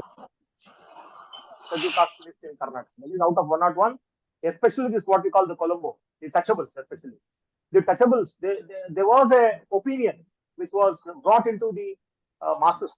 There was a kind of the wrong, or the what we call the fake kind of the narrative which was brought before the people, saying that if the Sadashiva report is implemented, the Touchables will be removed from the list of the scheduled castes. This was ultimately nonsense, because if you actually read that report, Sadashiva report, I have read the whole report completely, and that is what I'm speaking. That is why I'm speaking here. See, Sadashiva report or the Sadashiva committee never or ever they say that this so and so caste has to be removed, and that committee was not made to look into whether the certain caste should be removed from the scheduled caste. That committee was made. That committee was appointed to look into whether the scheduled the classification should be done within the scheduled caste. And there, the justice also comes with the same opinion, saying that my committee has been appointed for the reason. The only reason is to give an opinion whether the subclassification can be done. If it is done, how it has to be done, and what is the strategy and all those things. And that committee was not made to look into the removal or addition of the scheduled caste. And even there, when this committee went to the different districts, and even the university, even they met various people, there was a opinion of certain people, there was opinion of certain organizations saying that you have to remove certain castes for the scheduled caste list because they are touchables, and the scheduled caste list actually basically it is only the untouchables who are in the scheduled caste list. So there was an opinion. Yes, it was an opinion, it was not a decision. And not only that, there were also some people who also claimed, who also told that the creamy layer should also be applied, that the people who have got already reservations, they should also be removed from the list. So these are all the kind of the opinions that was brought before the committee by the various individuals and the various groups. And I think there is no need to take them seriously, because the committee itself has told that we have not been appointed to look into these issues. We have been appointed to look into whether subclassification or reservation to be brought. And if it's so, how, and they were able to come out with some kind of an idea. So because of this false idea, the false narrative, some, as Narasimha was talking about, some political parties, some politicians, and some vested interest was able to use that idea, that narrative, and able to confuse and disturb the people, saying that the Satyashodhak committee is only concerned with the reservation of Madiga. No, the Satyashodhak committee is not concerned with only the reservations of the Madigas. The Satyashodhak Commission report talks about giving the reservation for all the 101 communities. And there was some point saying, somebody said that the report has not been submitted. Yes, of course, the report is not submitted, but there is a report available. The report is available. There was some report, we find that has come through social media, and some people have brought. So through the report, whichever I got, which was leaked. So that is the same report we are talking about. So that is why in that report, that leaked report, of course, the government was submitted, and you can say, you cannot say that it is not authentic, because that is the report which was leaked. And also, not only that, the Satyashodhak himself, Justice Satyashodhak himself, has come before the press, and he has given some highlights. So even if you look at that main highlights of that regional reservation, you will definitely understand that there is no question of removing any caste or adding any caste into that. There is no question of the creamy layer. So even now today, the same issue with the Supreme Court. The Supreme Court has never told that this creamy layer should be applied. It is the observation, it is the opinion of some of the judges. Of course, we should be aware and we should be careful with that. But it does not say that you have to apply. And even the central government has come clear with saying that we will not apply. We will not see that the creamy layer is applied to the scheduled caste. We are not in favor of that. And now it is left to the states to think about that. And if these political parties, the various political parties in the various states, they are really concerned with the social justice, and even they have to say that no, we will not implement the creamy layer, we will just implement the intrusion. So in that, because of this confusion, I think there is some kind of the uproar or opposition from the various groups. And especially in Karnataka and Andhra Pradesh, Telangana, if you look at, I think last 30 years, there is a lot of what we call the awareness, lot of movement has happened. So that is why the people are a little bit aware. But whereas in northern India, there is no awareness, there is no movement, and that is why there is a lot of reservations and there is a lot of imagination about the concept of internal reservation. I think this is not the right kind of imaginations about the internal reservation. That is not going to bother anybody. It is not going to bring any harm to the total scheduled caste as a Dalit group. I think it is going to give certain opportunity for the communities that have been left away from place. Thank you. So anybody, please. Yes, sir.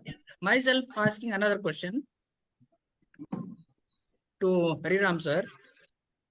Sir, let others ask the question, because shortage of time. One person, one question only.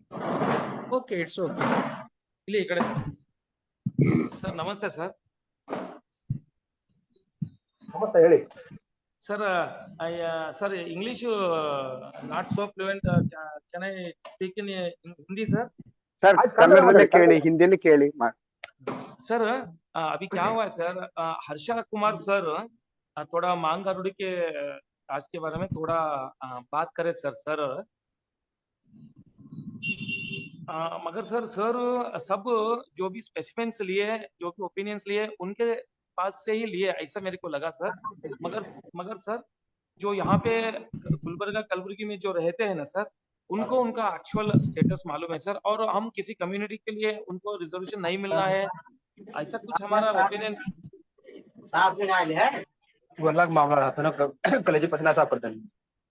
Sir हमको किसी को reservation नहीं मिलना है, ये हमारा opinion नहीं है sir. Sir can I continue sir? Sir continue करूं सर? Sir continue. हाँ सर, हमको सर किसी को कोई भी ट्राइब्स है, किसी भी है, कॉन्स्टिट्यूशन क्या रिजर्वेशन देता है उनको जाके मिलने दो सर, उसमें हमारा कुछ इंटरफेरेंस नहीं है, मगर जो चीज जो है वही सबको प्रेजेंट हुआ तो अच्छा होता सर। कैसे ये जो कम्युनिटी है सर, ये यहाँ पे ये मेजर लोग इनमें कितने हैं, पूरा मेजर लोग यहाँ पे डेली मीटर इंटरेस्ट वड्डी से पैसे देते सर गरीब लोगों को।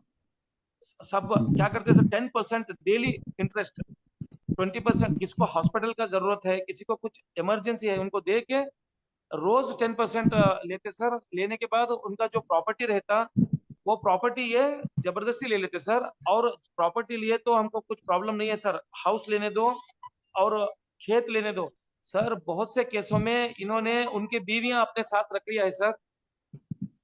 और किसी का घर में कोई वीक है, कोई गरीब है, तो उसका लड़की छोटा रहने दो बड़ा लेने दो, ये इंटरेस्ट उनको गरीब को देके उनका लड़की के साथ गलत ऐसा पेश करे सर। जनरेशन टू जनरेशन, अभी जो जनरेशन चल रहा है इनका पहले वाला जनरेशन भी बहुत लोगों के बीवी वाइफ्स को अपने साथ रखा है। अभी के जनरेशन, अभी यहाँ पे कोई इलेक्ट्रिकल डिपार्टमेंट में काम करता था, उसको घर छुड़ा के उसके घर में ये रहता है सर उसके बीवी बच्चों के साथ सर। और वो किसी एक बीवी पे नहीं रहे सर, ऐसे बहुत लोगों का घर तोड़ दिया है। दूसरा क्या है सर, इनका मेजर काम पिक पॉकेटिंग है सर, पिक पॉकेटिंग। जो और बहुत बैड लकीली क्या है, गवर्नमेंट हॉस्पिटल को जो पूरा गुलबर्गा डिस्ट्रिक्ट से लोग गरीब जो फ्री ट्रीटमेंट मिलता बोल के थोड़े पैसे जो लेके आते हैं, ये हॉस्पिटल अंदर जाने से पहले उनका पिक पॉकेट कर देते हैं सर। पेशेंट मर जाता है, पेशेंट को 10 रुपए का गोली लाने के लिए उनके पैसे नहीं है। ದಿಲೀಪ್ ಸರ್, ಒಂದು ನಿಮಿಷ ಸರ್. ದಿಲೀಪ್ ಸರ್, ಸರ್ ನಿಮ್ಮ ಪ್ರಶ್ನೆ ಕನ್ನಡ ಬರ್ತದಲ್ಲ ಸರ್? ಹಾ ಸರ್ ಬರುತ್ತೆ ಸರ್. ಹಾ ಬರ್ತದೆ. ಈಗ ಹರೀಶ್ ಕುಮಾರ್ ಕುಗ್ವೆ ಅವರು ಅವ್ರ ಫೀಲ್ಡ್ ವರ್ಕ್ ಹೋಗಿ ಅವರು ಮಾಂಗಾರುಡಿ ಸಮುದಾಯ ಎಲ್ಲಿ ಬರ್ತದೆ ಅವ್ರನ್ನೆಲ್ಲ ಮಾತಾಡಿಸಿ ಆ ಡೇಟಾ ತಗೊಂಡು ಅದನ್ನ ಕಂಪೈಲ್ ಮಾಡಿ ಸ್ಟಡಿ ಮಾಡಿ ಪ್ರೆಸೆಂಟ್ ಮಾಡಿದ್ದಾರೆ. ಈಗ ನೀವು ನಿಮ್ಗೆ ಏನಾದ್ರೂ ಹೊಸ ಒಳಹುಗಳು ಏನಾದ್ರು ನೀವೇನಾದ್ರು ಕಂಡುಕೊಂಡಿದ್ರೆ ನೀವು ಬರೆದು ಪ್ರಕಟ ಮಾಡಿ. ಈಗ ನಿಮ್ಮ ಪ್ರಶ್ನೆಯನ್ನ ನೇರವಾಗಿ ಸರ್ ಹರ್ಷ ಸಾಹೇಬರಿಗೂ ಸ್ವಲ್ಪ ಅವರಿಗೆ ಇನ್ನ ಸ್ವಲ್ಪ ಜಾಸ್ತಿ ಇನ್ಪುಟ್ ಕೊಡೋಣ ಸರ್ ಪ್ಲೀಸ್ ಸರ್. ಸರ್ ಆದ್ರೆ ಹಾ ಕರೆಕ್ಟ್ ಆಯ್ತು, ನೀವು ಮಾಹಿತಿಯನ್ನು ಕೊಡಿ. ಈಗ ಸಮಯದ ಅಭಾವ ಇರೋ ಕಾರಣಕ್ಕೆ ನೇರವಾಗಿ 2 ನಿಮಿಷದಲ್ಲಿ ಕ್ಲೋಸ್ ಮಾಡ್ತೀನಿ ಸರ್. 2 ನಿಮಿಷ ಆಯ್ತು, ಅರ್ಥ ಆಯ್ತು. ನೀವು ಹೇಳೋದು ಅರ್ಥ ಆಯ್ತು. ಹಲೋ, ರಿಪ್ಲೈ ಮಾಡ್ಲಾ? ಮಾಡಿ ಸರ್. 1 ಸೆಕೆಂಡ್ ಕೊಟ್ಟರೆ ಸಾಕಾಗಿತ್ತು ಸರ್. ಸರ್ 1 ನಿಮಿಷ ಅಲ್ಲ, ಗೊತ್ತಾಯ್ತು ನೀವ್ ಏನ್ ಹೇಳಕ್ ಬರ್ತಿದ್ದೀರಿ ಅಂತ ಹೇಳಿ ಸರ್. ಈಗ ನೋಡಿ, ಒಂದು ರಿಸರ್ಚ್ ಅಂದ್ರೆ ಅದು ಒಂದು ಸಮುದಾಯದ ಬಗ್ಗೆ ಯಾವ್ದೋ 1-2 ವಿಷಯಗಳನ್ನ ಇಟ್ಕೊಂಡು ಇಡೀ ಸಮುದಾಯ ಹಿಂಗೆ ಅಂತ ಹೇಳೋದಲ್ಲ, ಫಸ್ಟ್ ಆಫ್ ಆಲ್. ಓಕೆ, ಇಲ್ಲಿ ನೀವ್ ಹೇಳ್ದಂಗೆ ನಾನು ಸುಮಾರು ಈ ಸಮುದಾಯ ಒಟ್ಟಾರೆ ಕೆಲಸ ಮಾಡ್ತಿರುವ ಸುಮಾರು 8-9 ಮುಖ್ಯ ಅವ್ರ ಕಸುಬುಗಳು ಏನಿದಾವೆ, 9 ಕಸುಬುಗಳನ್ನ ಪಟ್ಟಿ ಮಾಡಿದ್ದೀನಿ. ಅದರಲ್ಲಿ ಬೇರೆ ಎಲ್ಲ ನಾನು ಸುಮ್ಮನೆ ಒಂದ್ಸರಿ ನಿಮ್ಗೆ ಹೇಳ್ಬೇಕು ಅಂದ್ರೆ, ಯಾಕಂದ್ರೆ ನೀವು ತುಂಬಾ ಸ್ಟ್ರಾಂಗ್ ಒಪಿನಿಯನ್ ಇಟ್ಕೊಂಡಿದ್ದೀರ ಸಮುದಾಯದ ಬಗ್ಗೆ.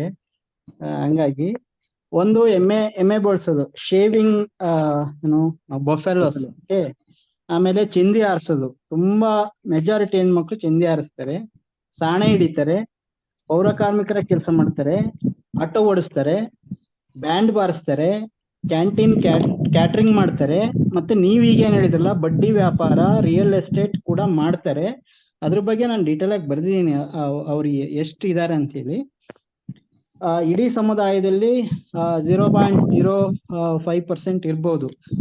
ಅಂದ್ರೆ ನೀವು ಇಡೀ 4 ಜಿಲ್ಲೆಯಲ್ಲಿರೋ ಎಲ್ಲರೂ ತಗೊಂಡ್ರೆ ಈ ಬಡ್ಡಿ ವ್ಯಾಪಾರ ರಿಯಲ್ ಎಸ್ಟೇಟ್ ಮಾಡೋರು ಒಂದು 50 ಜನ ಇರ್ಬೋದು, ಇಲ್ಲ ಅಂತಲ್ಲ. ಖಂಡಿತ ಅವ್ರು ನೀವು ಹೇಳ್ದಂಗೆ ಬಡ್ಡಿ ವ್ಯಾಪಾರ ಮಾಡ್ತಾರೆ. ಅವರು ಆ ಸಮುದಾಯದಲ್ಲಿರುವ ದೊಡ್ಡ ಶ್ರೀಮಂತರು, ಮತ್ತು ಅವ್ರ ಸಮುದಾಯದವ್ರನ್ನೇ ಇದು ಮಾಡ್ತಾನು ಕೂಡ ಇದ್ದಾರೆ. ಅದೇ ತರ ಸಾರಾಯಿ ಕೂಡ ಮಾರಾಟ ಮಾಡ್ತಾ ಇದ್ದಾರೆ. ಇದಲ್ದೇನೆ ವ್ಯವಸಾಯ ಮಾಡ್ತಾರೆ, ಬುಟ್ಟಿ ವ್ಯಾಪಾರ ಮಾಡ್ತಾರೆ, ನಾನು ಆವಾಗ್ಲೇ ಹೇಳ್ದಂಗೆ ಮುನ್ಸಿಪಾಲಿಟಿ ಕೆಲಸದಲ್ಲಿ ಮಾಡ್ತಾರೆ, ಭಿಕ್ಷೆ ಬೇಡ್ತಾರೆ, ಇತರೆ ಕೆಲಸ ಮಾಡ್ತಾರೆ. ಇದಲ್ದೇನೆ ಗೌಂಡಿ ಕೆಲಸ ಮಾಡ್ತಾರೆ, ಮೆಕ್ಯಾನಿಕ್ ಮಾಡ್ತಾರೆ, ಫೈನಾನ್ಸಿಯಲ್ ಹಣ ಸಂಗ್ರಹಣೆ ಮಾಡ್ತಾರೆ, ಬಟ್ಟೆ ಅಂಗಡಿಯಲ್ಲಿ ಕೆಲಸ ಮಾಡ್ತಾರೆ, ಪೇಂಟಿಂಗ್ ಮಾಡ್ತಾರೆ, carpentry, cable wiring, centring, fashion designing, ಹಣ್ಣು ಮಾರಾಟ ಮಾಡ್ತಾರೆ, ಪೆಟ್ಟಿಗೆ ಅಂಗಡಿ ಕೆಲಸ ಮಾಡ್ತಾರೆ, ಚಹಾ ಮಾರಾಟ ಮಾಡ್ತಾರೆ, ಮೊಬೈಲ್ ಮಾರಾಟ ಮಾಡ್ತಾರೆ, ಟಾಮ್ ಓಡಿಸ್ತಾರೆ, ಯೋಗ ಶಿಕ್ಷಕರಾಗಿದ್ದಾರೆ, ಕೋಲ್ಡ್ ಡ್ರಿಂಕ್ಸ್ ಮಾರಾಟ ಮಾಡ್ತಾರೆ, ಪಾನ್ ಮಾರಾಟ ಮಾಡ್ತಾರೆ, ಕುಶನ್ ಕೆಲಸ ಮಾಡ್ತಾರೆ, ನರ್ಸಿಂಗ್ ಕೆಲಸ ಮಾಡ್ತಾರೆ. ಇದನ್ನ ನಾನು ಮನೆಯ ಡಾಟಾ ತಗೊಂಡು ಮಾಡಿರೋಂಥದ್ದು. ಸರ್ ನನಗೆ ಒಂದ್ ನಿಮಿಷ ಕೊಡ್ತೀರಿ ಸರ್? ಒಂದ್ ನಿಮಿಷ. ಸಿ, ಇಡೀ ಸಮುದಾಯ ಈ ರೀತಿಯಲ್ಲಿ ಅದ್ರ ಕಳಂಕನ ಅದು ಅನಿವಾರ್ಯವಾಗಿ ಒಂದ್ ಕಾಲದಲ್ಲಿ ಬ್ರಿಟಿಷರ ಕಾಲದಲ್ಲಿ ಕಳ್ತನ ಮಾಡ್ಬೇಕು ಅನ್ನೋ ಪರಿಸ್ಥಿತಿಯಿಂದ ಹೊರ ಬರ್ಲಿಕ್ಕೆ ಬಹಳ ಪ್ರಯತ್ನ ಪಡ್ತಾ ಇದೆ. ನಾವು ಸಮಾಜ, ಹೊರಗಡೆ ಸಮಾಜ ಅದಕ್ಕೆ ಸಪೋರ್ಟ್ ಮಾಡ್ತಾ ಇಲ್ಲ. ಹಾಗಾಗಿ ನೀವ್ ಹೇಳ್ದಂಗೆ ಪಿಕ್ಪಾಕೆಟ್ ಮಾಡೋರು ಇದಾರೆ, ಕಳ್ತನ ಮಾಡೋರು ಇದಾರೆ, ಬಟ್ ತುಂಬಾ ಕಡಿಮೆ. ಸರ್ ಇನ್ನೊಂದು ಸರ್, ನನಗ ಅವರು ಮೇನ್ ಸ್ಟ್ರೀಮಿಗೆ ಬರ್ಲಿ ಅಂತ ಬಹಳ ಆಸೆ ಇದೆ ಸರ್. ಯಾಕಂದ್ರೆ ನಾವ್ ಎಲ್ಲಿ ಬದುಕ್ತಿವಿ ಅಲ್ಲಿ ಇನ್ನೊಂದು ಕಮ್ಯುನಿಟಿ ಈ ತರ ಅಭಿಪ್ರಾಯ ಇಟ್ಕೊಂಡ್ರೆ ಅವರು ಮೈನ್ ಸ್ಟ್ರೀಮಿಗೆ ಬರಲ್ಲ ಸರ್. ಈ ರೀತಿ ಅಭಿಪ್ರಾಯ ನಾವು ಸಮುದಾಯ ನೀವ್ ಹೆಂಗ್ ಹೇಳಿದ್ರೆ ಅಂದ್ರೆ ಕೆಲವು ಯಾರೋ ಮಾಡೋದನ್ನ ಇಡೀ ಸರ್ ಸತ್ಯ ಹೇಳಬೇಕಾಗ್ತದೆ ಸರ್. ಸತ್ಯನ ಅಸತ್ಯ ಅಂತ ಮಾಡ್ಕೊಂಡು ಅವ್ರಿಗೆ ಮೇನ್ ಸ್ಟ್ರೀಮ್ ತರೋದಲ್ಲ ಸರ್. ಅವರನ್ನ ಇಡೀ ಸಮುದಾಯ, ಈಗ ನಾನು ಅದಕ್ಕೆ ಹೇಳಿದ್ದು ಇಷ್ಟು ಡೀಟೇಲ್ ಆಗಿ ಯಾಕೆ ಹೇಳಿದೆ ಅಂದ್ರೆ, ದಿ ಹೋಲ್ ಕಮ್ಯುನಿಟಿ ಬಗ್ಗೆ, ನಾವು ಇಡೀ ಕಮ್ಯುನಿಟಿ ಬಗ್ಗೆ ಆ ರೀತಿ ಒಂದು ಅಭಿಪ್ರಾಯ ಇಟ್ಕೊಳ್ಳೋದು ತಪ್ಪಾಗುತ್ತೆ. ನಾವು ಹೊರಗೆ ತರ್ಬೇಕಂದ್ರೆ ಅದಕ್ಕೆ ಅವಕಾಶ ಕೊಡ್ಬೇಕಾಗತ್ತೆ. So I request please it should not be 1-to-1 because you have some personal opinion on Mangarodi. That is your opinion, but generalizing to the entire community is also it's not fair. So I request please another person please share their one more minute sir, please sir. Sir, I request you. We will have a next round. Incomplete ಆದ್ರೆ ತಪ್ಪು ಮಾಹಿತಿ ಹೋಗುತ್ತೆ sir ಜನರಿಗೆ sir. only 1 minute sir please sir. Sir Harsha sir ಅವ್ರಿಗೆ ಕೇಳ್ತೀನಿ, ಪಿಕ್ pocketing ನೀವೆಲ್ಲಾ ವೃತ್ತಿಗಳನ್ನ ಹೇಳಿದ್ರಿ ಏನೇನ್ ಮಾಡ್ತಾರಂತ. ಅವರು ಪಿಕ್ ಪಾಕೆಟಿಂಗು ಮಾಡ್ತಾರೆ, ಮೊಬೈಲ್ ರಾಬರಿನೂ ಮಾಡ್ತಾರೆ, ಗಾಂಜಾನು ಮಾಡ್ತಾರೆ, ಮತ್ತೆ ಲ್ಯಾಂಡ್ ಗ್ರಾಬಿಂಗು ಮಾಡ್ತಾರೆ. ಇಲ್ಲಿಸಿಟ್ ಡಿಸ್ಟಿಲೇಷನ್ ಅಂದ್ರೆ ಸೇಂದಿ ಸರಾಯನ ಅವ್ರ ಮನೆಯಲ್ಲಿ ತಯಾರು ಮಾಡ್ತಾರೆ.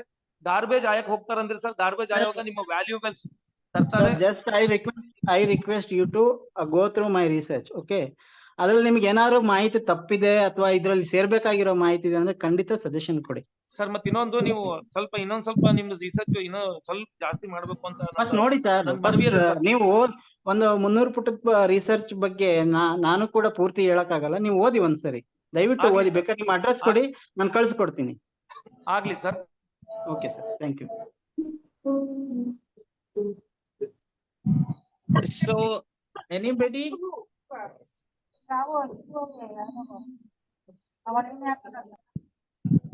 I request if there are any things. Dominic sir was there. Yeah, Dominic sir, would you like to intervene? Dominic sir.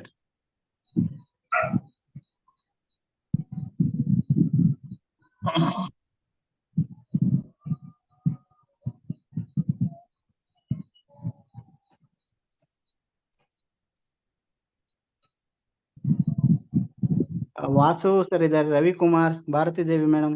You could add some points for the discussion.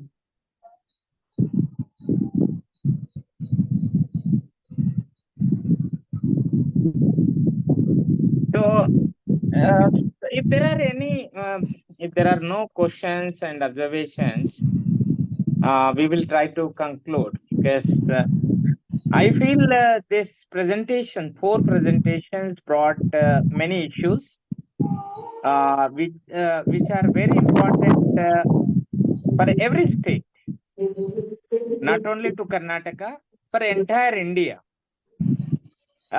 Today there is a need of a very honest intellectual role. Dalit intellectuals should play a crucial, honest role in understanding this issue. Since in universities, particularly in central universities and in metropolitan cities, only few intellectuals who come from relatively better communities within the scheduled caste trying to influence the English media, writing in newspapers and all that, with the opposition to the subclassification. I feel that's where I would like to say that there are invisible communities and there are invisible communities within the scheduled caste.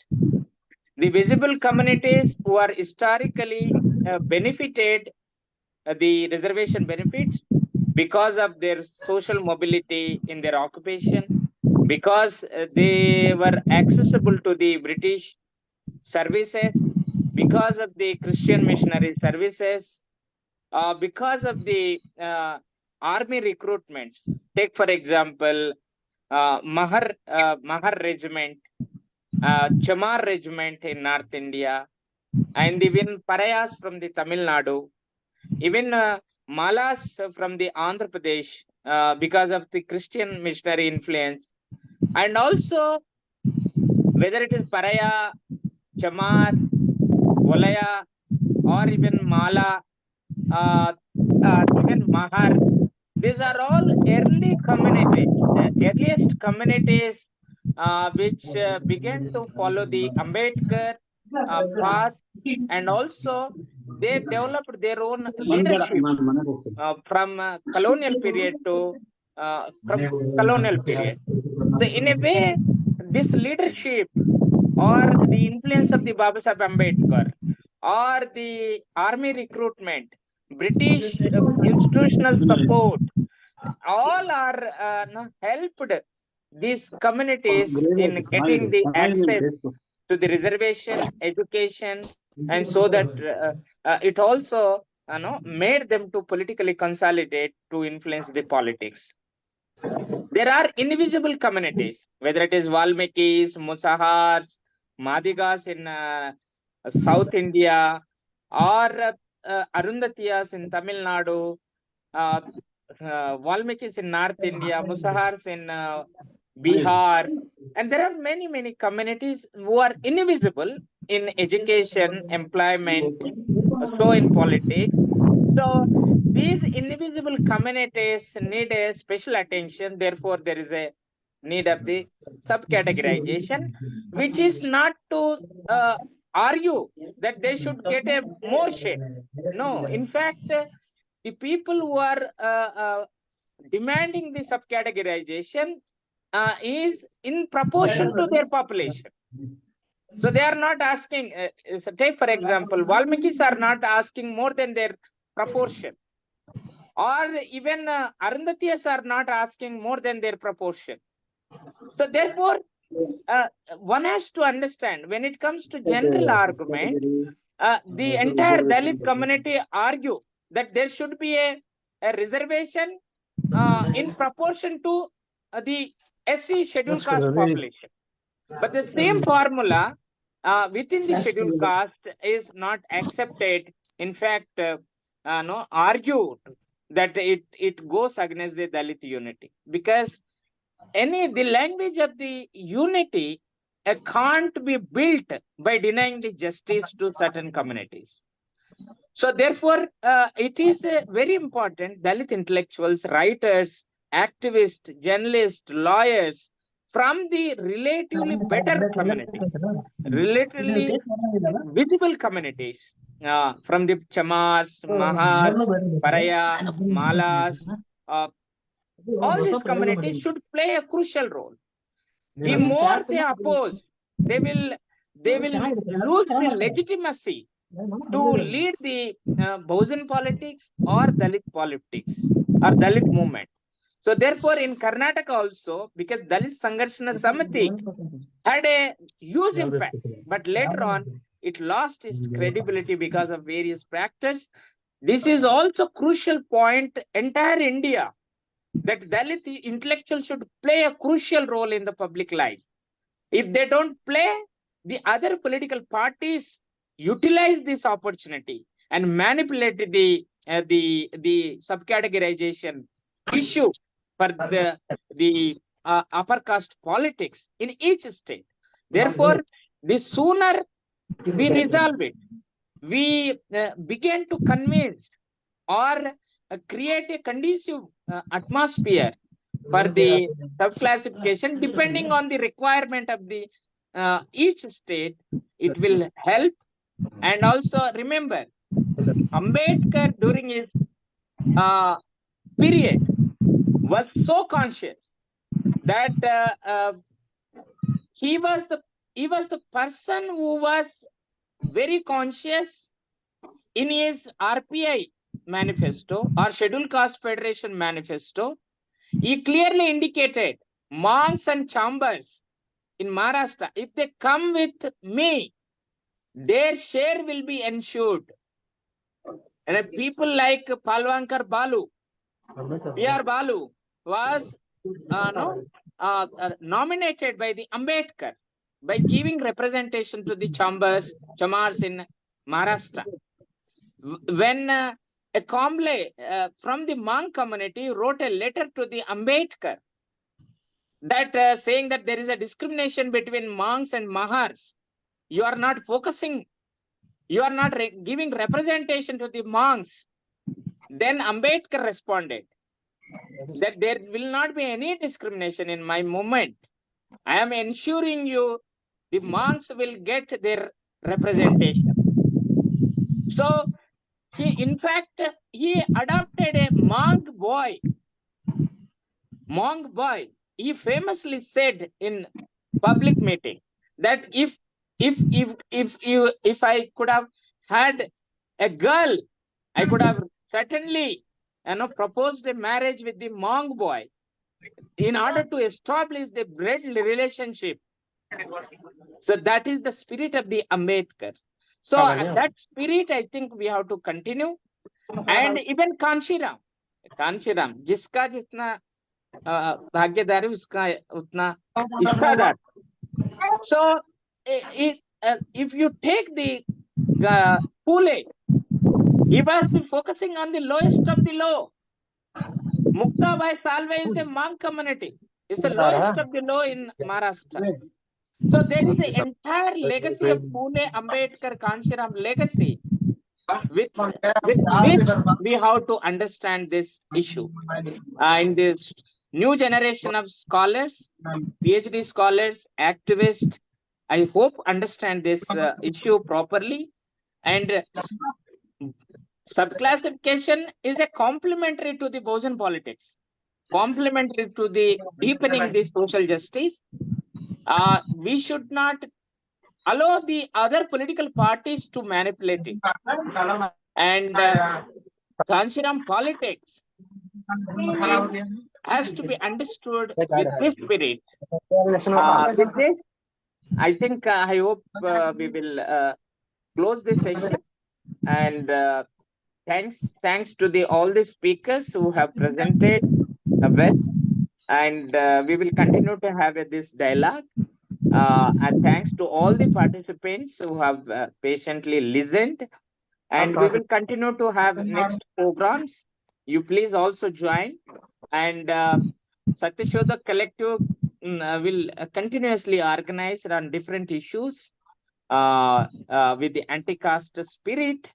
We will coming days, we will also organize two to three programs.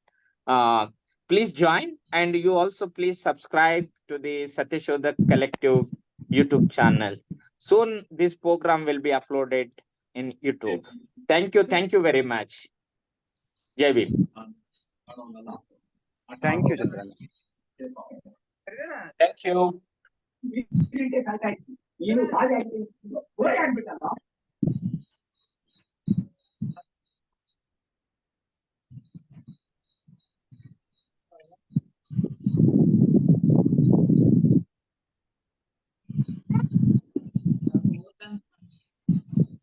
ಮಾಡಿನ ಊಟ ಮಾಡೀನಿ ಅವ್ನು loafers ಒಳಗೆ ಬಂದಿಲ್ಲ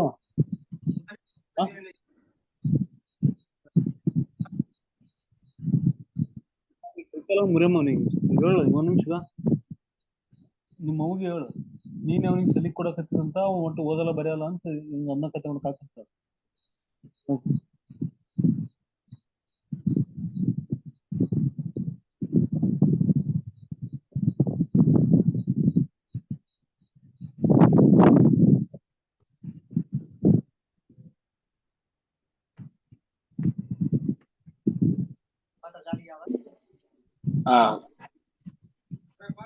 Good evening, sir. Chandraiah Garu. Hello, Chandraiah Garu.